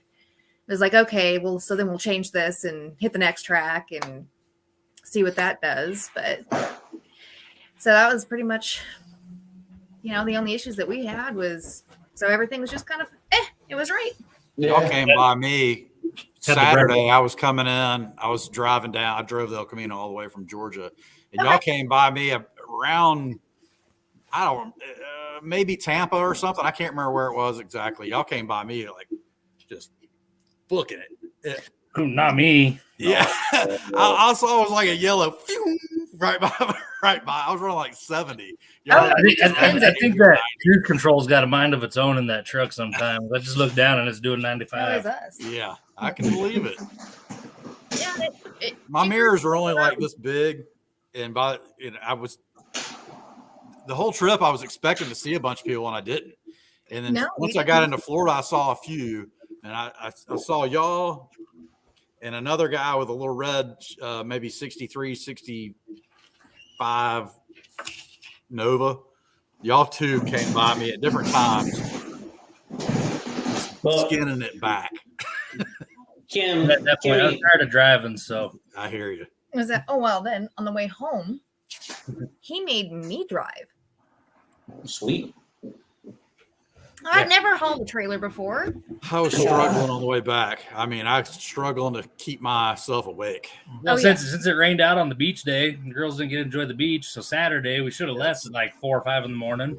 Instead, we got up, went to the beach, so we didn't hit the road until about 1 o'clock. I had to be to work Monday morning. So, oh wow! And how many hour drive is it? If if you don't ever stop, it's like 27 hours is what it said. Where y'all at? Colorado. Oh wow! Now you guys know how we feel when we come out to Rocky Mountain Race Week. Yeah. See, we stop at Reggie's house out in Arkansas and stay the night, or help And put his car together. put his car together in one night so he can make it. But and then we run the next 12 hours out to Rocky Mountain Race Week. So yeah, it's a 2-day trip, definitely. Yeah. On the way out there, it was almost 3 days because we didn't leave till late. And stopped for a little while and left after work on Thursday afternoon. And tried getting on here for the live feed. That didn't work out too good. And made it to Topeka, pulled into a truck stop, slept for a few hours, and got back after it. Yeah, you guys were in and out pretty bad, and the shake from the icy roadway was like it was pretty crazy. I do remember that. It was going to be a gamble either way, being on the road and depending on where you guys were. If it worked out, it'd been cool, but swing and a miss. Hey, we'll know that next time. We'll do it beforehand. That's funny. Here Jason Schaefer says we should all meet at Niceville on the 6-week trip next year, and ended up Rich Guido and his dad and Kyle stopped there for a little bit to hang out with them on their way through. So we'll definitely have to do that. We are just so Jason knows, we're going to like the panhandle of Florida, Alabama, all that kind of stuff sometime for vacation this year. So we'll have to swing by and say hey and hang out for a couple hours maybe. Yeah, So, we're right off of I-10, Yeah. and Jason's right south. His Niceville's about 18, 20 miles right south of us. oh, perfect. So, Yeah. yeah, we're all in the same area. And like I said before, as people are coming through, my shop's right on the I-10. If you guys need anything, we're more than welcome to give you help or got a lift, welders, that kind of stuff. That's Planning great. on coming down. Oh shit! Hang on. Hey, if everybody was paying attention, that happened to me on Friday night. So Hear that? that's the fun times of hanging out in the shop doing these. That's too funny. Yeah. I hope we don't have to use your shop in the family rig, but definitely next time. I think next year for Sick Week, I'm gonna plan to ride with folks. I mean, obviously I'll ride with Justin during the week, but if Aaron and Tyler go back, I mean, I think I'm gonna go down. I'm gonna see if they'll let me ride down and back with them. That was a fun trip. Kind of take the whole experience in there. So. Yeah, we definitely got to go for Sick Week next year because it's just so close for us. Yeah. It's like we had no clue that we could actually have a drag and drive event here and not have to drive 2 days away to get one. So, and being it was wintertime, for us, it was pretty mild. Waking up at 30 degrees, that was kind of tough, but it's not like you guys below zero and you can't drag race. At least we can get 10 months out of the year drag racing, down here. So, you guys are more than welcome to come down and we'll go racing. So. Yeah, when we left out there, heading out, coming home, like, this shit's stupid. It's like, I ain't coming back here. Ain't doing it again. It's too far. This is dumb. Now it's been a week. It's like, yeah, I'll go back next year. That's right. My driving. Well, now that I slept a little bit, and I mean, we're running on empty before we left, and then it was freezing cold before we left. We're loading the car up. It was, I think, 11 below when I was in snowing. When I was trying to load the car on the trailer. It's like we just got hit with storms right before we left. We got back, had a couple of nice days, and hit with storms again. So everything added up. It's like, yeah, this is dumb. Mm-hmm. Yep. I got plenty of room for race car storage if anybody needs to drop one off pre-storms if they're ever coming through on an event like that. Seriously, you need to come. If you're like, hey, shit, it's going to be a blizzard, you can come drop one off and leave it beside my shop. I got 3 acres. I mean, I got plenty of room to drop a trailer if anybody ever needs to do that for real. Yeah, that's awesome. Yeah, next year, hopefully be able to take more time off for it, but keep doing more and more of these events. It's like, here before long we get fired at some point because we keep taking more and more time off to go do them. Well, Dad, I can make some money by selling dresses. There you go. Yep. Entrepreneur in the making. That's what we're talking about. So whatever you have to do to help support the race car. Honey, we're going to need you to help spend your money on mommy and daddy's stuff. That's what I need to get my kid to work on. Hey, listen, I'm going to need y'all to spend some brownies out here. And say she has no interest in going fast, so she just wants nice cruisers. So she's probably the smartest one out of us because hers will be cheap. Yeah. Cruisers just got to run. That's all it's got to do is just drive. Hey, Danny, I can't pronounce his last name, but he was talking about camping. There was we were 5 of us. We took a tent. There's some, next year I may put a pop-up roof style over top of our Freedom trailer, so we're going to do like an exoskeleton and put a pop out on top of that. So we have that, but I think it's a little too tight for me and this guy to sleep next to each other. It says 2-person, but I don't think it says 2 persons are something. Yeah, we need a 4-person. It's on the cold nights, I guess it could have kept us warm, but no, I don't want to get that close. There's big spoon, little spoon. Yeah. I'm taller, so I've got to be the big spoon. So, but I had a blast camping. You have to throw up a tent. We're right there outside the gates. But hey, when you're spending that kind of money on hotel rooms and you can go out camping and stuff. Again, you guys had kids with you. I totally get that because I have 3 daughters. So that wouldn't have been a good time. I don't think my wife would taking my 2 boys to Valdosta tomorrow. Yeah, so my wife would already quit and went and got a hotel. You can stay here by yourself. Yeah. So, but the camping thing was awesome. I had a good time with it, and the guys that we were with, we all there's 5 of us out there. So, Reggie, Jason, Dave joined us, and us too. So, You know, we had our if you didn't see, we had our little pumpkin tiki fire pit. I with love us. that. So we threw the pre-made logs in the trailer, so we had some for us, and we had that at night. Plus, we had heaters, propane. Yeah, they only last till like 3 a.m. Yeah, yeah. Make dairy. Okay, great. Like, Yeah, big spoon. I knew he was going to give us crap for it. So. No, the only thing that would have been nice is if the tracks would have thrown like one porta potty out in the parking lot. Yeah, or just let us And in. you couldn't get in. Yeah. You know. Yeah. So yeah. And we had a blast, and you can camp out, you can make it happen, and we did. And we had a blast. Did it for $0. Yep. Yeah. People are like, $1,500 to $1,600, $1,800 for hotels. Nope. Yeah. Dude, I could buy a pop-up camper for that. Seriously. I don't know if I'd want to drag it 800 miles or 2,000 miles. I don't know if I'd want to drag a $1,500 pop-up Well, camper. there was a guy that had a pop-up camper that he talked to him. pulled behind his race car. I thought that was awesome. I talked to him and I said, "Do you have any problem going through tech with that?" And he said, "No, because it's a cubic inch rule. It's like 120 cubic inches of storage or whatever. And inside, when it's all folded down, when you open the little tiny door on the side, there's really not much storage inside that thing." So he was like, they gave me some push at first, and then I showed them, and they were like, "Yeah, you're good." Yeah. So, those dudes they're so cool. I hung out with them at one of the checkpoints on 2.0 last year, and they had been run off the road, and they had a big trailer they were carrying. Rob probably remembers this, but they were driving the blue LS Turbo Ford truck, and they had the blue toolbox trailer on the back, flipped the trailer, like scraped down the whole side of the trailer. So those guys were pulling the camper this year, and it's crazy. The first day they were unloading, and I was like, "Man, let's do a quick 60-second walk around." And they were like, "Okay, let us get the whole thing set up." And then I didn't see them again the whole week, like long enough to where we could get it. Stephen Nark's here. I don't know if he knows his big brother enough, but he says we're dragging a pop-up behind the MG on Race Week 2.0. Dude, I don't know. I kind of like hotel rooms, man. I'll tell you. But I will tell you this. Waste of money. If we do drag a pop-up behind the MG, the pop-up will be bigger footprint-wise on the ground than the MG will be.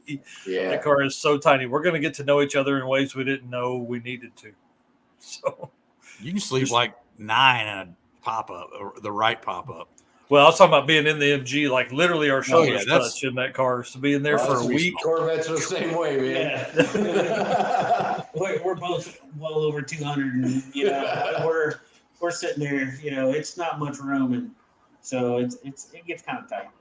Yeah, it's always a good time. So that pretty much runs me through all the questions except for the last one, which was, like, will you do anything differently for the next trip than you did for this? It sounds like Scott and Bob are going to do a different tent setup. I mean, Dave, you got anything different you got planned? And then Rob for you guys?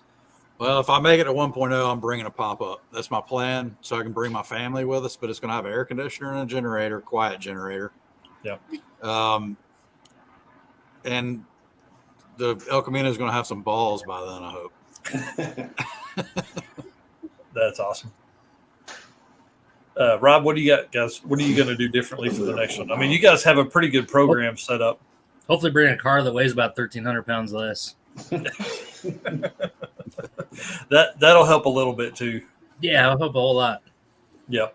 But we'll see. I don't know if we'll get it done for 1.0 or not. See how finishing hers goes and everything. And if that all works out good and I got time, start robbing stuff off Old Yeller and stuffing it in the south, put it together. That's cool. So you want to tell us a little bit about that? I mean, that's really all the questions. So now we're just going to freestyle into some stuff here. You want to tell us about the Falcon? I don't guess I've seen much on it that I remember. Picked up a 4-door wagon. That's one I really want to build, but I got stupid ideas for it. So figure that one's going to take a little while, but got a little 65 coupe, a little Falcon Futura. And somebody put a cage in at one point. They cut the roof off of it. They actually did a decent job of it, but they cut the roof off to put a cage in it. So looking at it, I'm thinking it's just going to stay topless. Gonna make a roadster out of it. Wow. And then do a 25.3 cage in it. And that way it's certified to 6.0. And Still, Are you watching her back there?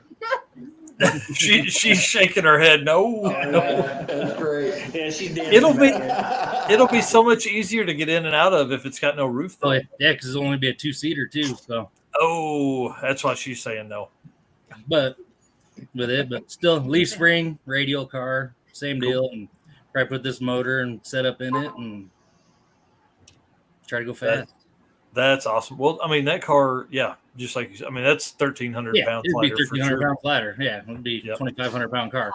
Yeah, and then just throw a big single on the old Yeller setup and cruise it around, ice cream and burnouts. Cruiser out of it, or who knows? Maybe put a conventional gasser setup in it. So go back and spank the gassers with a conventional setup so they can't cry about the turbos in the LS. Yes, I knew I liked you. There, it's a gasser, might as well keep it that way. And hopefully they fix some of the rules on some of that stuff, like the gasser and the hot rods, and they had some goofy stuff, I think, on some of those rules. I'm not a big fan of the drag week rules and everything they had going over there. That's why we ended up in unlimited iron, because kind of the only class we'd fit in, unless we wanted to go do the index classes. And I don't have any fun doing that. I just want whatever I can make it go. That's what it goes. If it goes slow, we go slow. If it goes fast, we go fast. Yep. Yeah, that's awesome. Yeah, we were after day one. So, we fixed the carbs on day 2. It went 1.3 seconds faster. We were like, this is a struggle.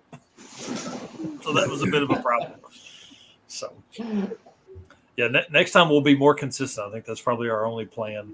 He should have brought that truck, although it smoked the transmission when he took it out Saturday night. So, Justin, dude, truck's awesome. Well, and that's what he was talking about up here in the comments a little bit ago, was bringing the C10 on Sick Week 2023. And so,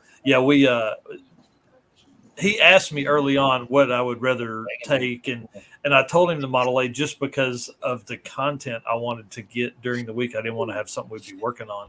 And, at the end of the day, it was going to be, we would have had the trans out and been doing what Mike Corsilli did, which was rebuild his in the middle of a parking lot there. Kimmy Sollers asked, what track or location did y'all like the best? We can run back through that real quick. It is early. We talked quite a bit earlier about it. I think it was probably a 20-minute mark or something like that. If you guys want to run through that again for the folks that are just popping in. Well, I mean, probably we agreed South Georgia was probably the best, but again, we didn't get to run down the track. But I like the fact that it was set up well enough that they still had space for trucks and trailers for the race that was following us at 4 p.m. Without crowding us out. Yeah, we were worried about that the night before. We were camping, and they started piling in. I was like, oh, boy. Yeah, we were out the gate camping, and then here comes these RVs coming in, and we're like, oh, there's another race right after. It's at 4 o'clock. They started opening the gates for those while we were getting ready to leave, So it was well organized, and it wasn't chaotic like it could have been. Yeah. Could have done without the manure, but it is what it is. That smell was just they just happen to be spreading freaking manure and churning it into the field next door. Yeah, just happened to be there for the right time. Right, the girl was like, Mom, what is that? Hey, that's just like two guys we were pitted right by the road. It wasn't no different for us. Lactose intolerant over here. Just like, hey, let's stop and get a milkshake. I'm like, no. Yeah, Scott and Bob looked at each other. They pulled in the track. Like, was that you? Yeah, pretty much. Like, dude, man, did you eat more ice cream? All right. Hey, this is a great question from Jason. And really, I said it early on because you guys are royalty, just because you guys bring the whole family, and we love that about it. So, any advice on bringing the whole family? Just bring for them. These kind of events. Well, like we said, the very first they had no interest in going. Yeah, they went, and now all year long as they do is win race week. That's cool. Yeah, yep. So it was one of those things. I couldn't have been madder at the first one that he did, and he was gone at the shop all night long, and this is stupid. I'm like, but fine, we'll go. And it was the best decision I ever made. The kids great. Absolutely loved it. So, it was all worth it in the end. And now, of course, we all go out to the shop and work on the stuff, kids included. Like, I don't know if Yeah, you've now they have seen- fun. They're willing to come out. Yeah. Well, So that's it's cool. those things. So- I mean, you just got to try it. Yeah. It So- is so the definitely question I'm not- is- glad you're having fun with it. I'm glad you being a Oh, wife yeah. is having fun with the family with that. So hats off to you guys for that. Yeah, my 9-year-old keeps asking when she's going to get to go, and I really think after talking to your girls, When I Dad think quits it's being time. mean and brings her. Do what? I said when her dad quits being mean and brings her, instead of going to have all the fun for himself. Yep, that's right. 7? Or was I 8 at the time? I think I was 8. When you went the first time, Yeah. 6. 6. You were 6 years old 2019. at the first one that we did. No. Here's the other thing: give them a job to do. I like jacking up the car. Nice. Yeah. So we pull in, she jacks the car up. The other girls start swapping the car over, switch tires over. Cool. We go up, look at the tracks, see what's going on everywhere. We come back, they got the car back on the ground. It's all switched over, ice in the intercooler, pin out of the chute. Everything's ready to go. Fun when everybody's got a job, right? Yeah. Yep. Well, it's one of those things. Make them feel a part of it, Sure. and they have that much more fun doing it because Yeah. they get that, to be included, and it makes them have a lot more fun doing it. So. Well, Yep. that's awesome because, like my daughter's being around the shop all the time. I know that they're traveling back and forth to college and they have a flat tire, and they don't have to depend on somebody else helping them. So amen to that, teach them to where they don't have to depend on anybody else. And the less time they're on the side of the road, the less time they're at Target. So amen. Oh yeah. Oh, yeah, and the way guys are these days anymore, it's like their boyfriend's gonna be calling them, how do I change my tire? Oh, yeah. Yeah. It's like, Oh, yeah. It's like, no, go away. Mm-hmm. Yeah, that's awesome. Kimmy's saying, "Way to go, girls!" And then John says, "That's a great idea, Rob." Yeah, and probably talking about keeping them out of Target too. That's the struggle we have. No, ours is stash money so they can go buy shirts and buy car parts, and that's what they look forward to doing too. I want to buy my own Model A. Nice. There you go. That's what we're talking about. Life goals right there. Yeah, everybody wants to buy their own Model A. I don't know. I'm needing one in my life for sure, especially after riding in Jason's. I want You a gotta Model A. ride in Reggie's. Yeah, you need to ride with Reggie. No. Man, I was going to. So the way it worked out, I was going to ride with Reggie, and then he was like, man, he was like packing some stuff in the trailer, moving it around. He's like, listen, I got about 1.5 inches of suspension travel, and I was like, okay. And so I was like, man, I'm like 220. He had the car kind of loaded down. I was like, So it left us with about 1/2 inch of suspension travel, and so I rode with him through the pits at Valdosta last night, and I hold my camera. It was like this. I was like, it was just through the staging lanes back around to our where we were It camping. is named I was like, appropriately. how do you drive this thing? The windshield's like this big, Yeah. flat. You can't see anything out of it. It's crazy. I just want to stand up out the roof, throw my helmet on, hold a flag, and go for a run standing out the roof. Yes. Like, running down the track. That thing is America. watching that thing run. I'm like, how do you not pee yourself every pass you make? Oh no! Oh, The yeah. first time I rode in, it was Rocky Mountain Race Pete, the first one we did, and he's like, "Man, you want to go for a ride?" I was like, "Sure." And it was all the racing was over. It was like the next morning or something. And he goes out in the grass, and the slicks is doing donuts. Yeah, with the slicks on. And it's still dew on the grass. So Yeah. We were live oak. He did that big burnout through the sand pit, Oh yeah. bouncing all over the place. Yeah. I got it on video. It's great. Yeah, that thing's wild. We I had a camera on Justin's car as they raced last night, the last night of Bradenton, and I had a camera in Reggie's. he shifts into second and it lifts the wheels again. I'm like, man, that's got to be wild. Well, ask Jason about that last pass in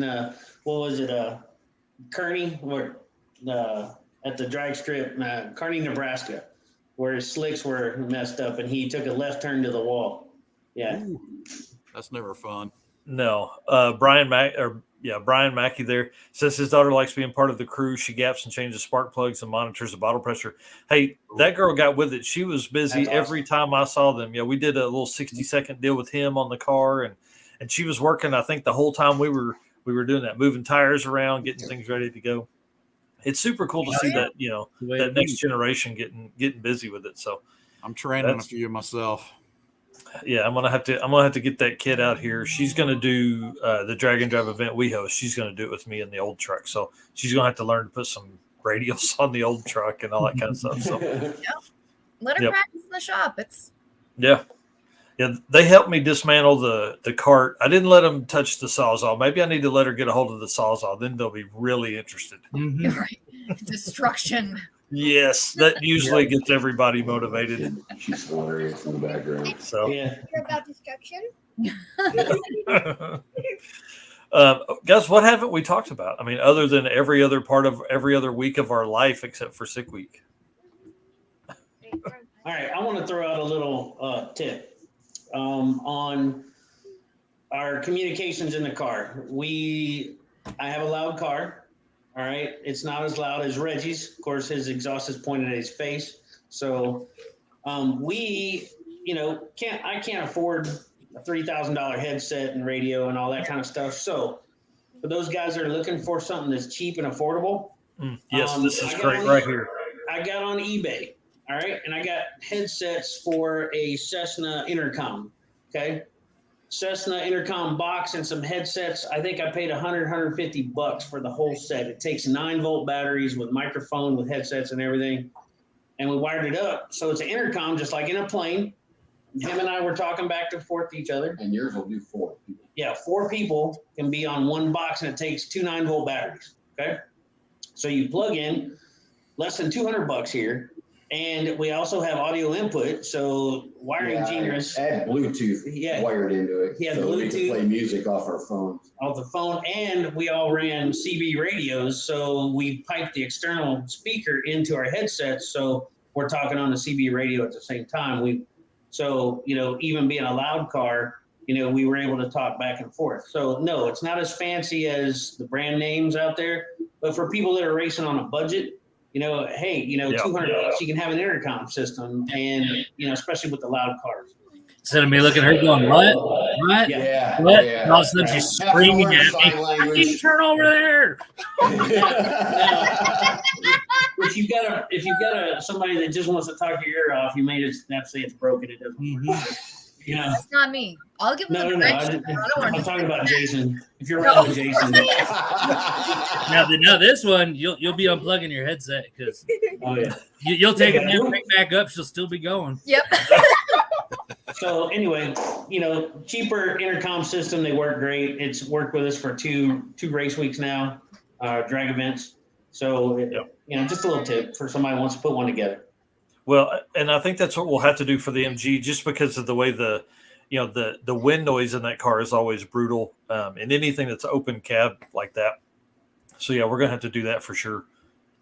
I see the issue that we're having is because we're gonna have multiple vehicles. Yeah, is being able to talk car to car. No, you can't. With this, you can run. I had a CB, and I was talking to Scott and Bob from my El Camino. Yeah. We had Reggie had a CB, Jason had a CB, David had a CB, and we had a CB. So even we got a little separated, we could always holler and find out what happened. Now, if you don't want to run CB in your car, you can always still hook up to the little family radio service, like the little radios you get from Walmart. Yeah, and you can hook the speaker jack into that circuit, so you can just talk on the mic like this, but you can hear your audio into your headset. Oh, wow. Reggie really has to yell, and we can hardly ever understand him. But Jason, after a while, was like, I'm not doing this anymore. I'm just taking this out. His radio had issues. It was, I've got 35 years old. 35 years old sitting there in the garage. 45 years old. Yeah, it was. That's a great tip, man. I mean, we were having that conversation one day at one of the tracks, and we were looking, they were like $800 for just a basic. Yeah, it's crazy. Yeah, and I was like, "There's no way. There's no way eBay, I can do that." Aircraft intercoms, aircraft headsets. Yeah. I've got a couple saved on my eBay already. And you can get some. If I put my 40 channel. Say again. If I put my 40 channel, I've got like a nice Galaxy CB that I used to drive a truck. Right. If I put that in, can I use that headset with that Galaxy? Yeah. We plugged the speaker right into one of the microphone inputs of his intercom system. Cool. And then whenever the squelch would break, it would just play over all the headsets. So it's just like a trucker with a headset on. Yeah, basically. But you also have the intercom between headsets Yeah. on the That's microphone. cool. Nice. Slick. But you can get the headsets. The ones that he's got are more like headphones, like Mike's wearing. But you can get some that are almost like hearing protection. So you won't hear the car.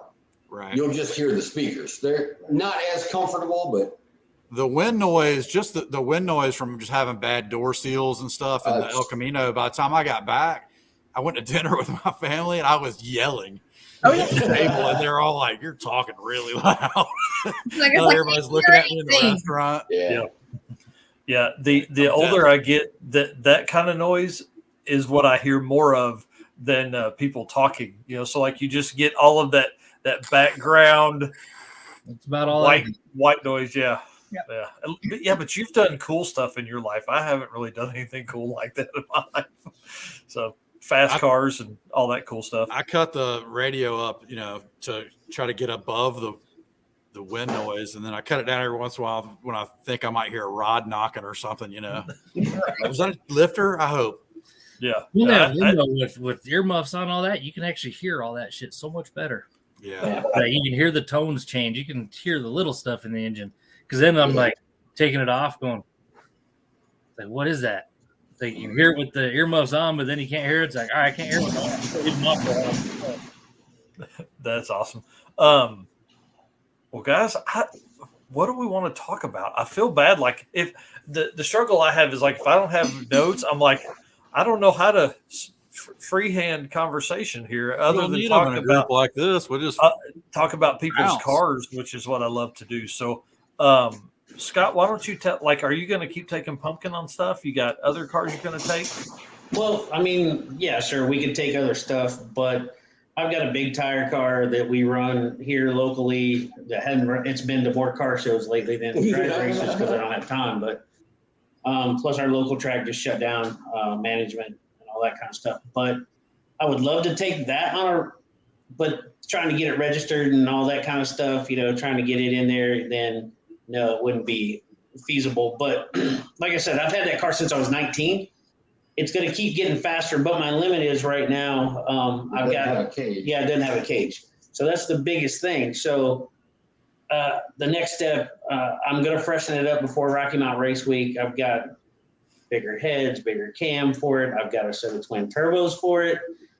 But never get the turbo. But it's one of those things that, okay, I got to get past the cage hurdle. I got to get past that. So it's going to get faster for us. We can run 11s with it, but I can't run faster than 1150. It's just a naturally aspirated 400, so I thought I could run an 11 second class until I got into altitude, and man, was that a kick in the balls. So I'm used to no air. Yeah, our DA down here is negative numbers a lot of times, and we went up there and hit 8,000 and 10,000, and I ran into 14s. I was like, oh my God, what is going on? So yeah, but yeah, we're getting faster, and we want to make it faster, but I just got to get past that cage hurdle, and then we can start laying more power to it. That's awesome. We know what Rob and Christy are bringing. They're bringing the whole convoy of cars. Like, got 11 of them over there. They're gonna, every kid's driving a car. Well, you got to think, my brother and his wife also do the drag and drive events. Oh, cool. I didn't know that. Yeah.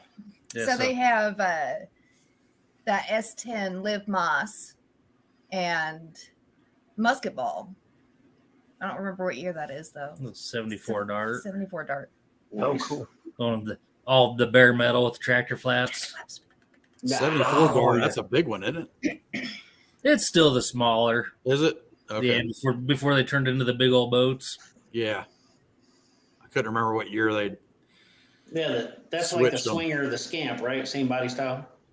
I think so. Yeah. But yeah, I think they made a Super B in like 77 or something like that. It was like a gigantic, ugly car. Yeah. This guy I went to school with had one. I was like, that's not a Super B, dude. But we all had mid-70s hoopties, so it didn't matter. Yeah, we truly do make it a family affair. Yeah. Hey, there's nothing wrong with that. I've brought my brother into it. I mean, like, and you know how it goes. That's the most time we've spent together as an adult away, as adults, really. Right. Yeah. Yeah. I heard a lot of people, really griping about how they didn't get in and all that kind of stuff as far as the race. I know that was a hot topic and everybody was really going off about it, this and that. But I looked at it and I missed it. I didn't get in. I didn't get the race. So, but the chance to, since I've been to one before, I've gone to two of them, Rocky Mountain Race Week, of course. It's seeing the people that we were running with before. And helping out like Reggie and Jason, we knew them from the others. Well, this time we got to see way more people get to go down the track. Yeah. Yeah. And it's like, you get to be a spectator a little bit, and it's awesome to see the cars go down the track. When you're racing, you're busy with your car. Yeah, you don't get to see any of it. Yeah. So I want to say to those guys that were mad and upset that they didn't get in, you should bring your car anyway. And I challenge you to make that road trip. Hey, none of that. Good night, everyone. Good night. Night. But I challenge. Entertainment. Yeah, thanks for the puppet show behind your dad there. So, but I challenge anybody that gets mad, if you're going to show up, you've got your car there, make the trip anyway. Prove to us, you can make that 1,500-mile trip. So show up, odds are good, you can get in, but if not, That's why I did it. have the best week. I wanted to prove to myself I could do it. Yeah. Oh, absolutely. But And I didn't know anybody, and I didn't tell anybody I was going. I just went. Yeah, there was a strange guy. It looked like a homeless guy with that beard sitting off in the corner over there, and he's just looking at the cars. I'm like, hey, man, don't you have anybody to talk to? Come on over. Come on over here. We got Offered him candy. Yeah. Yeah. What's that's where I draw the line. What's funny is if Dave hadn't been driving a cool car, it'd have been a whole different conversation. Yep. Was off, homeless dude. Yeah. Quit looking at that stuff. no touchy. I was so tired that morning because I stressed myself out just a little bit before I went, like packing and getting ready and making sure this 57-year-old vehicle could make a 2,000-mile trip. Yep. And so I got down to Bradenton. I went straight to the track, tried to catch the end of Streetcar Takeover, and it was raining like right before I got to the track. I was like, oh, I've got to be rained out. So I got like a half a mile from the track and it stopped raining and they were still running. I was like, oh man. So I got in, I watched a little of that and I set my tent up and I couldn't sleep. I stayed up to like 1:30 in the morning and they happened to pull in. Scott and Bob and Reggie and Jason, they all pulled in together like right in front of me on the other side of the pits basically. And I saw them pull in. I was like, I better go to sleep. I slept maybe 2.5, 3 hours max. People were firing cars up at like 5 in the morning. When you're in a tent, you hear everything. And which, so when I've met those guys, I don't even remember it almost because I was so tired. I think Scott walked over and I was sitting on the tailgate of the El Camino maybe. And he just started talking to me. He's like, hey, what's going on? You camping? Yeah. I was like, hey, you going to hang out with us? I was like, okay. And that was that. Yeah, I do actually. Been buddies ever since. Yeah. And hopefully we'll be buddies for life. Oh yeah. Yeah. And what's so funny is we didn't even know it. We're already friends on Facebook from the crowds that we follow on social media. We're I was friends with all of them on Facebook. Didn't even realize it. We didn't even know That's because awesome. we were like, hey, my name's, this and this. We're searching. I'm like, oh, we're already friends. Like, holy crap, So yeah, that's why leading up meeting to all the people he never knew you knew on Facebook. oh yeah. And then Yeah. meet them. I like anybody that has anything to do with drag racing. Basically, if I get on Facebook and I see somebody make a comment, I'm like, who's that? I'm like, oh, they're cool. They're into the same thing I'm in. I'll friend them, Oh yeah. Or they do this, people friend me all the time that way too, probably. And folks I've never met. Stockpile of drag race buddies, Yeah, listen, if you've got a cool car in your profile picture, we're buddies. That's right. That's how it works. I don't know if mine can. No, somebody sends me a friend request. That's first thing I do. I open it's like cars. Yep. All right, they're all right. Yep. That's how I screen people. Yeah. You have any cool cars? Yeah, there's it's funny, running so many different Instagram pages. We end up folks will follow us, and I'm always trying to make the decision to follow back, and like if I go to their page and in the first like 5 pictures there's not a car, I'm like, nope, Go away. you can watch my stuff, I'm not going to watch your stuff. Same way. Yeah, it's pretty It's just funny. like the youngest one, the one doing the puppet show with the dog there. Her uncle was out in Florida for sick week. Mhm. She rode around with him quite a bit, just ride in the truck and be warm. First day they were walking, said he got to the track. A couple hours later, we hadn't seen him. She calls him. She's like, "Where are you at?" He's like, she knows everybody here. She's like, I can't get anywhere. She goes 5 feet and she's talking to somebody else that no. Yeah. I'm like, Yeah, leave it up to the youngest one. She's just She's like, like, "Hi, he's this like, is our yeah. car. What? Tell me about yours." But Yeah, yeah, that's awesome. like she just knows everybody. Had to stop here, talk to this person. Had to stop there, talk to this person. And he's like, "I don't know how you deal with that." You like, So there's a we guy just on the keep chat. walking. Sorry, there's a guy in the chat mentioned rugged radio headsets that were about $100 a piece. So, yep, that's the Here one. it is. That's Yeah, I was cheap. gonna say So I that didn't could see be an any. alternative. Yeah, I was gonna say I didn't see any rugged radios that were that cheap. I think Is the it most cheapest of those rugged that are set- I expensive? just looked them up on Amazon. Yeah. They were like one headset was like $135. Yeah. I know the guy that owns racing radios that does all the NASCAR stuff. He's local to me, and I've worked on some of his stuff. But I've Oh, never priced any sponsorship. of his. I've never priced. Yeah, I didn't even think about that. Come on, man. I did. I did a lift kit on his truck about Can we a year get and a a half good ago. one? Yeah. We need used ones. We need ones that the NASCAR teams use that they leave in a bucket around back. That's the one I need. I might reach out to him because his shop's not far from here. Even to borrow some for an event, that'd be even better. Yeah, And we're going to- Those he's a big old car outdated guy. stuff they don't use anymore might just be laying around for the pickings. Yeah, Yeah. that's true. He's a big Yeah. car guy, man. He's into drag racing. He's into everything. They do roundy round stuff, drag racing. They do a little bit of everything.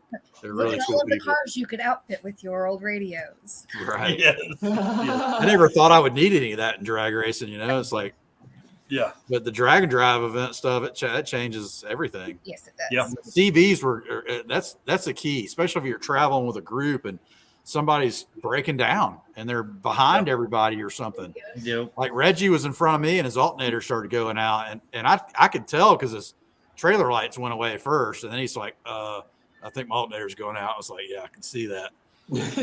Yeah, but the Yeah, they're guys that usually were in calling front, me, like telling I me, think "You're Jason gonna and drop Scott and those guys were in front. They didn't know. No, Yep. they did. Well, and you wouldn't. I'm always hollering at him, turn off your turn signal. Yeah, we did a lot of that. That's Jason. That's Jason. Yeah. Mhm. Like, it's only been 36 Oh, miles posted other- on Facebook. Other people call in. Someone's like, "You gonna turn or you gonna turn off the blinker?" Turn it off. All the time. Blake. Yep. Well, Yeah, that I'm- was the first year that I raced. I broke down on the side of the road, and I tried calling him, but his car was so loud, he had no idea, so he was just gone. Yep. So there I was, all by myself. See, Mike, if you and Justin would have had a CB, I'd have known y'all broke down because I went by y'all and didn't even know y'all were Yeah. there. Yeah, that's the other tip I'm going to tell in every live stream. If you're breaking down, park by the side of the road. Do not park in a Publix parking lot that's, an eighth of a mile from the road. Yeah. Oh, yeah, because Yep. then nobody knows to stop. Yep. Or if Yes, you well, how many put the times notification did- out so everybody knows where you're at. Well, how many times on the way home did you see somebody on the side of the road and you wanted to give them a thumbs up or thumbs down? Oh, yeah. Yeah, I was like, oh, that's not how we do this in the real life. No, The girls, pretty much, after every drag and drive event, if they see somebody, they're all looking out the windows. I'm like, Yep. they're not going to give you a thumbs up or a thumbs down. But Jason said he ran out of blinks on the third day. I had to buy a lot of blinker fluid usually by then. Actually, I used my blinker so much my stem loosened up and they just stopped working. So I started putting my hand out the window, using old fashioned hand signals. Nice. People were like, what's that dude doing? I need to fix that. they don't know. I need to Yeah, fix they don't that know. tonight before I go to Mount Austin. I think this was the first year that Reggie actually put in turn signals. They actually worked. Yes, it was. Yes. So That's awesome. Yeah, I was gonna say I don't have turn signals in the old truck, so the cart does because it's still a Grand Marquis. Don't you have to have them for tech? Yep.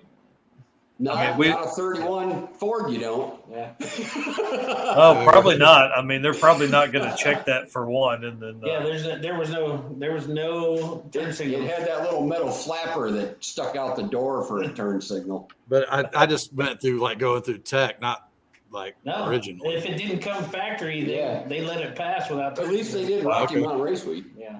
Yeah. I don't know about here. I don't know because I know that we had to. Yeah, ours Ours had turn signals to originally, so. yeah, I'm gonna have to get those wired up soon at some point. I don't know. All you have to No, I is was- Give me put that a switch cheap on the left side Amazon. of the dash. That cheap Right Amazon now, little race turn signal week. switch for $20. Yep. That's what we used.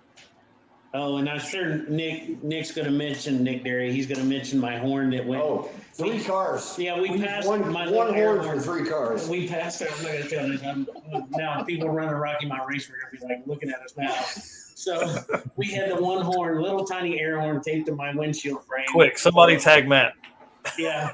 Yeah. So it's like we hit the horn. I mean, it was the weakest horn ever. I threw it back to Nick. He went through tech with it, and I think somebody else borrowed it. Reggie. Reggie borrowed it because we didn't have horns, and so I ended up taping it on the windshield post. So going down the road, I actually had a horn. So. Jason had the little horn from a bicycle. Yeah, the big taped on bicycle his. horn. Yeah.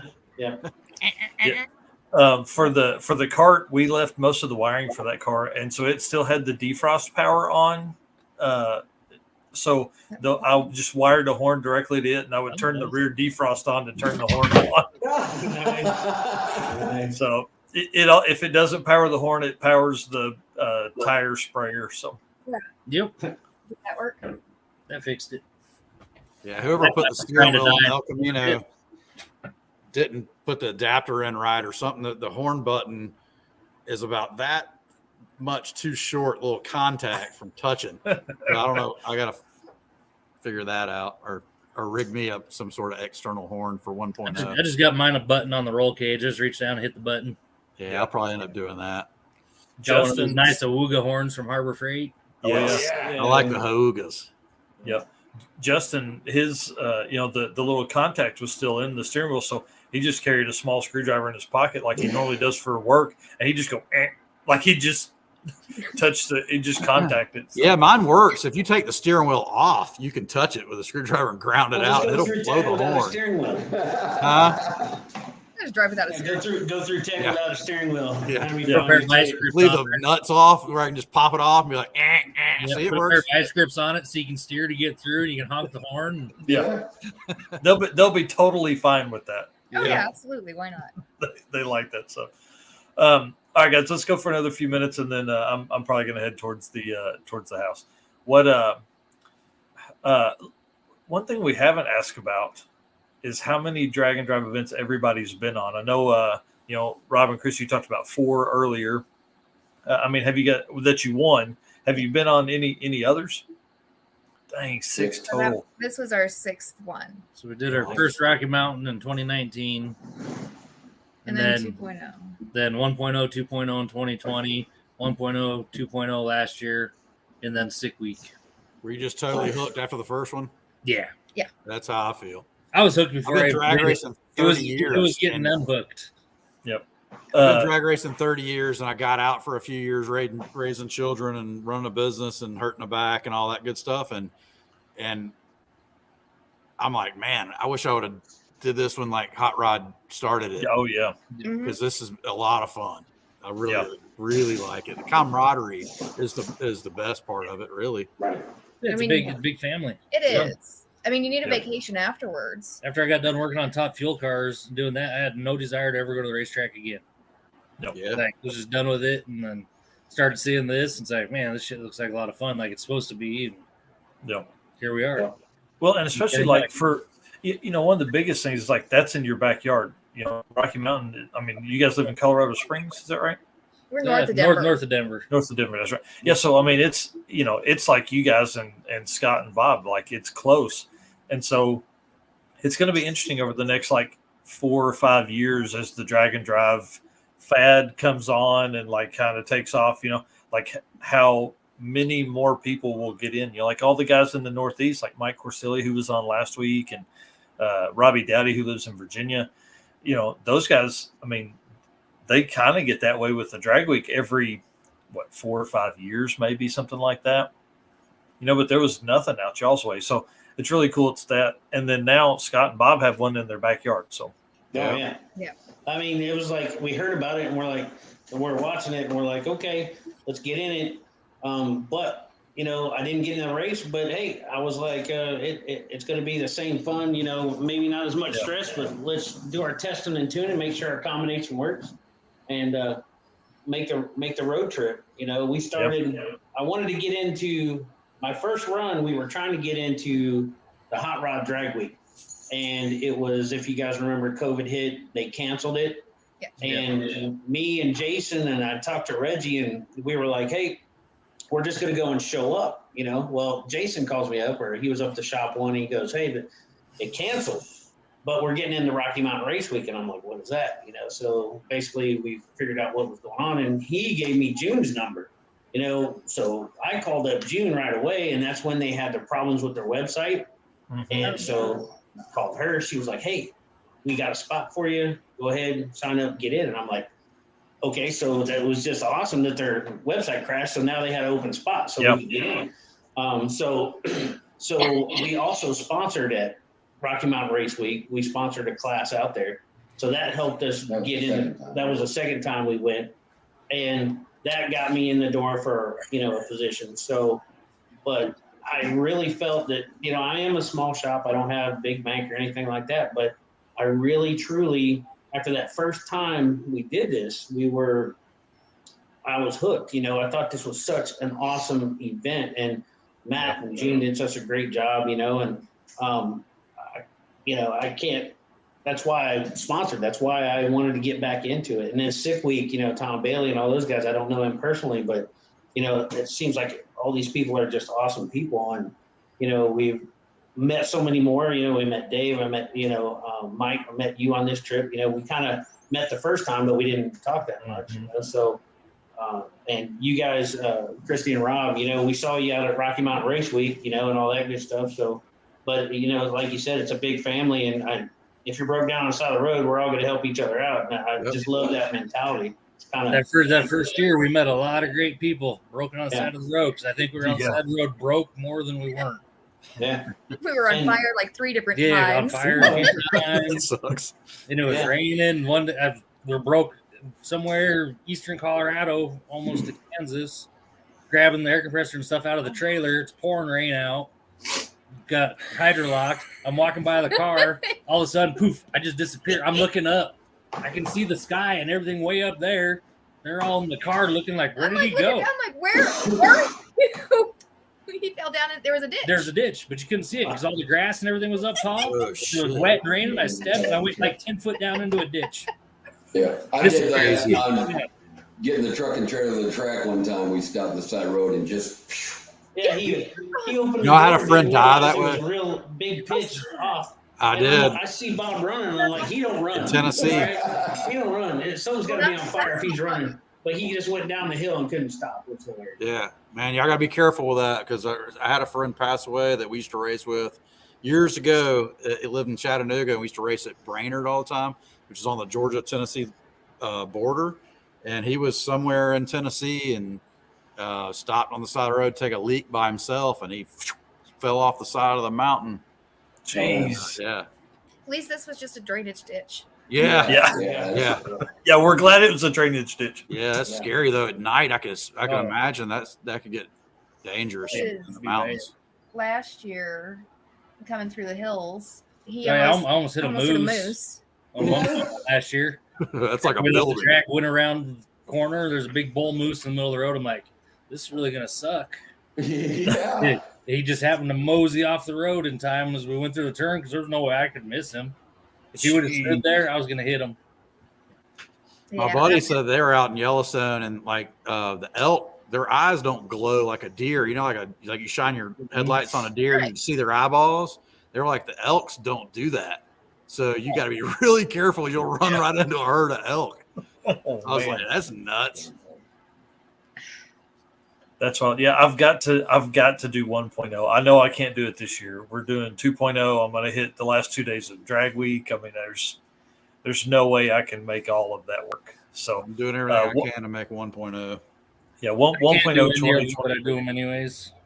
Man, like I've got the vacation time at work to do them, but I just, family vacation, two drag and drive event, week long drag and drive events. We're gonna make a family vacation out of that, and then we're going to Destin in July for a little car show Schaefer's putting on, and we're There gonna you go. make another family You're vacation gonna out be of down that. here. You're gonna be down here when? July. Okay. Wait, what time? What time is that? Maybe I'll move my family vacation to July. It's Okay. I don't know if Jason's still on here, if he can confirm the dates. I'm Wonder not if sure it's if at they've the confirmed Army them yet. Museum. His church is putting on a car show, church I is. think on 4th of July weekend. It's somewhere around about that. And we're going to try to do a family vacation down there in that time frame and help him out at the car show, and maybe bring the El Camino down, and then go maybe hang out at the beach and do some fishing and all that stuff. July 3rd, he's saying right July there. 3rd, Yeah. Huh. It's going to be hot as crap July 3rd. Yeah. Yeah, it'll be hot, but it'll be cool. fun. It will be hot. Yeah. We get some pool Yeah. time later and some beach time in with the whole family and stuff. Maybe do a little fishing. I like to fish. He said renovated rides car show. Yeah, Danny Fatk is asking where. You said it was in Destin? It's gonna be Niceville, probably. Niceville, I think. Yeah. Close to Destin, right? Cool. Yeah, it's only 20 miles from. Nice. All right, might figure that out. I'm sure Airbnb stuff around there is going to be pretty tough to get 4th of July weekend. So, or 4th of July week. So, may have to move around that a little bit. Yeah. Hey, honey, we're going to tent camp for vacation. Florida. Should be like, We're definitely not tent camping in It's, July. Florida, Niceville, Florida. yeah. The last time I tent camped, I was 2 weeks before I had the youngest, and I was like, No, hell no. I 2 thought I weeks. gave tent camping up. I bought a huge toy hauler. I had the camp family used to go camping all the time and glamping, and we went everywhere with that toy hauler. But really, that so that's what we've got now because So I like glamping. Everybody's like, that's not going camping. I'm like, no, I go to the lake and I got AC and a comfortable place to sleep. in a shower. in I go summer enjoy it's the lake. necessary. Yeah. Well, I But in the entertained winter, him it's in the really RV hot. on sick week if he couldn't get his car going. Yeah, we're But gonna take ours. fuel prices would have just killed me. Just like 4 or 5 miles on the gallon. Yeah, I'll be buying a motorhome for going to racetracks and stuff. That's not drag and drive stuff, and just family camping too. We miss that, but I'll camp in a tent when it's not hot. No problem. Yeah. No, I gave up on tent camping after. Yeah, I keep I'm overly insulated. I need my AC. Yeah, I keep It's threatening hot. Steve. I'm the same way.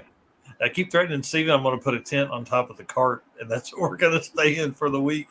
And he's like, no. And then I'm like, you're right. We're going to stay in hotels. I need a shower.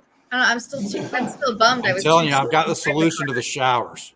It's Epic wipes. They're 2.5 feet wide. They use them for like bathing patients who can't take showers, and the military uses them. They're all natural. Every night I'd get that thing out in my tent and I'd warm it up over my propane heater, and I'd strip down. I'd take a bath with that every night before I got into bed, and I was fine the whole week.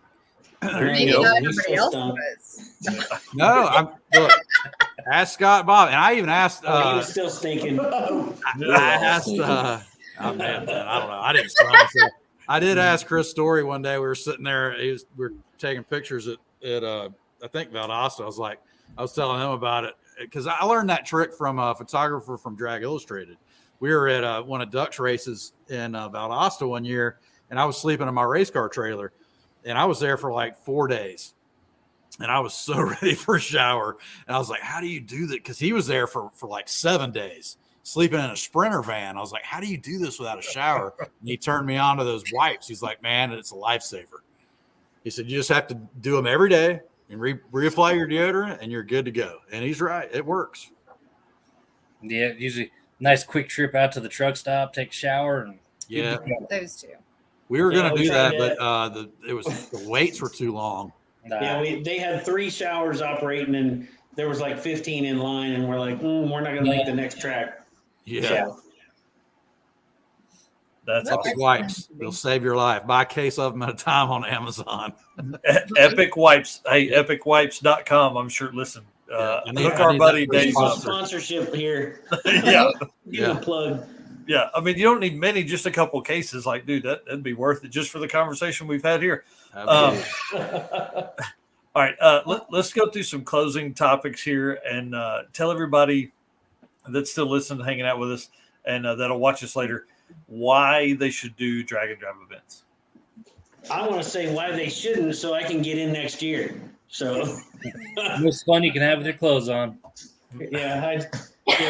Well, after 20 years in the military, it's the closest thing to having that military camaraderie that I've seen since I retired. I mean, it's just like being, it's such a tight knit group. The camaraderie is just phenomenal. And if you don't do it for anything other than that, it's worth it. Yeah. Oh yeah. Yeah.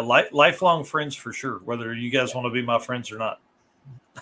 Well, the bad part is you'll be watching some stupid video on YouTube and you go, man, I know that guy. Yeah. I can't remember where, what track, Well, when I met, I'm like, where do we know them from?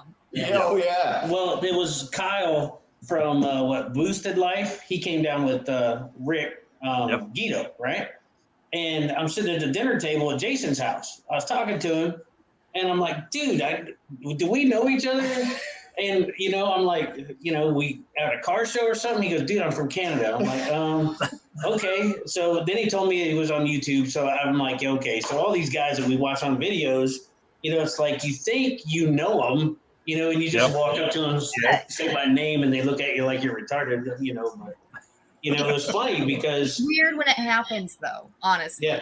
Yeah, she's had a ton of people. Even at Sick Week, come up to her. Where's Henry J at? Where's Henrietta? Yeah. She's like, who are you? Yeah. I know you. I'm horrible with names, so I'm just like, I am too. Amen. But yeah, they're like, oh, the Henry J didn't make it, and I'm like, How do you know about the Henry J? Yeah. right. And then I forget. I'm like, I didn't realize. Yep. You forget you're a celebrity? What are you talking about? Yeah. I'm like, I got interviewed on Sick Week, and I told him, I was like, do not put me on camera. I am not camera friendly. Whatever. I am whatever. Like these two fat old guys are. Yeah. My mouth runs away from me. I have zero filter. Yeah, So- Chad interviewed her live. You should see the filter I'm putting in front of mine right now. Oh, yeah. This is the nicest I've been in months. Yeah. Yeah. That's exactly right. I will say what's crazy is the, I'm comfortable. Like I just got an email a while ago that this is our 800th upload to YouTube. Wow. Oh, wow. Like Oh my goodness. I've been on camera a bunch, so it doesn't scare me anymore, right? Well, I would go around to these folks and I'm trying to do the interview thing and trying to talk to people. Doing my hands. Yeah. And so I will say that having the microphone and being able to give it to folks and then be able to stand off to the side made things a lot easier, because there's a lot of folks that aren't as comfortable talking about stuff and being in front, because a lot of those camera guys, they want to stick that camera right in your face. And you tell a story that you've known them for 12 seconds and they're like, here, tell me the coolest story of your life. You're like, what are you talking about? What? I suddenly, the only word I know is, and I say it about 700 times. Yep. I remember the first time I had a camera stuck in my face, I was like, Yeah. The ESPN cameras are right there going, Well, who what's your are name? you? What do you do? It's like, Go away. Got her. Racers and Rods did a ton of great interviews. If you guys aren't following that channel, please go over and do that. Lots of, they were kind of doing the same thing that we were doing, talking to a ton of the racers. They got a lot of folks that we didn't. Fortunately, they talked to a lot of the big names. They talked to a lot of folks on the small side of stuff too. They obviously interviewed Justin, which was a cool thing. I didn't even interview Justin. I mean, I rode with him all week. Yeah, I know. You get no interview. I had to spend too much time with you already. Yeah, I felt bad. Like we kept talking, but when you're in that car every day, there's no reason for me to do a 60-second spotlight on it because I'm in it all day and I didn't even think about it like that. So I should have done that. I will have him on the channel soon on a live stream. I got Dave, I got Scott, I got Rob. He was on there. He did great. All that kind of fun stuff. So, all right, we're at 2:34. Anything last anybody wants to say? Remember to interview the little people. They matter too. Hey, Yeah, listen, I love talking to your daughters. That was so cool. They were really good. They were. What amazed me was their comfort on camera. And I was going to say it a while ago when the little one was in there, but your middle one, I don't remember her name. Gracie. The middle-sized one. She's the oldest. Oh, okay. Her name's Gracie, right? Yeah. That's okay. Go ahead. It's her niece. But It's our niece, but she's Okay. pretty much ours. But yeah. Gotcha. She hangs out with you a bunch. Well, Yeah. she was talking about Skyla, and she was like, "Oh," because I asked if they now have friends, from just drag and drive events. Like, do you see friends? And she was like, "Oh, she talks to everybody." Talking about Skyla, I can see that. Oh yeah, we'll be at a gas station or whatever, and Deb Taylor, anybody there. Skyla's like, "I'm hot. Can I ride with you for a while?" So she just jumps in the car with Deb Taylor and rides around with them to the track, and soaks up AC. And yeah, she's got friends everywhere. Yeah, that's awesome. And Danny Fatke here saying he suggested that to Blaine, talking to folks. Blaine and those guys are Blaine and Tom, super cool, and they're running a real program. I mean, they got that car will run 9s this year, surely, right? And they were surely so close. They were really close. They went on 10:007 or something crazy like that. So yeah, 00 with a 7. That's right. I thought it was an 004, but I could be wrong. Maybe it was. Yeah, I don't know. You're right. 004. That's what I remember. Yeah, it was 00. Yeah, 004. Then, and like to be that close. I mean, like you could see it on Blaine's video from day 5 when Tom was on the pass. Yeah. And missed the 2-3. Yeah, and you could see it on his face when he pulled back in, and Blaine was running the camera. So I'm excited for them to be recording to have all that footage later. And they're like, okay, about putting a man pedal on the El Camino. Dude, do it. I'm thinking about why wouldn't you? I'm weighing the options of building my Power Glide with a gear vendor or putting a T5 or T5 Magnum or whatever. I do a lot of research on the straight shit. Full of cash. I'll put a man pedal in the Falcon if somebody donates it. Yeah. The struggle for Rob is like, I mean, dude, that you got to like do the same kind of stuff that the big boys do because of the power you're running. So, yeah. Well, if he puts that setup in a much lighter car, it's gonna be scary. Man. I think he's gonna move out for sure. He'll have fun in it. Yeah. I'll be sitting there tinkling myself. Like I told her, it's like I'll put Falcons together or whatever else. I don't care how nice it is. I crash that, it's whatever. Move along. Crash the 54, I'll be sad about hurting that car. Yeah. That's a great point. Okay, let's do one last round of where everybody can follow you guys on social, and then I've got to go inside. Yeah. Well, Scott Guthrie's personal Facebook, but Vets Unlimited is on Facebook, and then Vet Master Scott on Instagram, which I really don't know how to use Instagram. I'm an old guy. So, and then you got Robert Payne. Yeah, on Facebook's all I got. Yep. And but you guys are more than welcome to stop by here in sunny Florida. Like I said, it was 78, 79 degrees today. Bastards. I know. I'm out there playing in the snow, and I don't like it. Yeah. Right, ours is Twisted Iron LLC on YouTube. And then just at our Rob names LePenske for Instagram, and then our names are Facebook pages. Yep. Me? All right. Yep. It's Hot Rod Dave on YouTube, Hot Rod Dave TV on Instagram. I got TikTok too. Hot Rod Dave YouTube on TikTok. Oh, don't watch our TikToks. You want to see a bunch of dirty jokes? I like dirty jokes. Yeah. Perfect. What's your TikTok? I think it's just Rob LePenske. I don't know. I don't even honestly know the address on it. I'll find it real quick. She'll find Perfect. Yeah, TikTok is a lot of fun. The struggle with TikTok, well, for everybody knows, you can find us anywhere in Narcoleptic Customs, anywhere. You got a big TikTok. Hey, we just crossed 20,000 followers on TikTok. I saw that. I saw you're like 19.5 the other day. I was like, Yeah. whoa. Yeah, we Twisted Iron 7 on TikTok. Yeah, Twisted Twisted Iron Iron and number 7 on awesome. TikTok, but not around children. Don't watch it. Inappropriate for children. I love it. Okay, I'm going to spend As some time opposed over to there. TikTok. Yeah. Usually children are being inappropriate on TikTok. It's been a ton of fun. And what's funny is we really edit a ton of our shorts on the TikTok app just because it's easy to cut stuff and things like that. So add music and all that kind of stuff. If YouTube would get around to making an easier shorts editor, I would use it, but they don't, so we don't. So anyways, y'all, thank you very much. I really appreciate everybody hanging out. I mean, 2 hours and 40 minutes. That's what I love about these. For everybody that is just now getting here, you've missed a great one. Go back to the beginning. The cool thing that I realized earlier today about doing these is it gives me another chance to visit with Sick Week and Drag and Drive folks that obviously, we typically know and have hung out with. So I certainly appreciate that. So I think the next one, I think we've got, let me see who's up next, because I'm trying to do a couples one as well with a few folks. So hang on. We've just done our couples one, though. Yeah. No wife's comment not from coming on, here. so count me out on that one. What a cute couple you two Yeah. are. Yeah. I knew we've known each other for quite a while.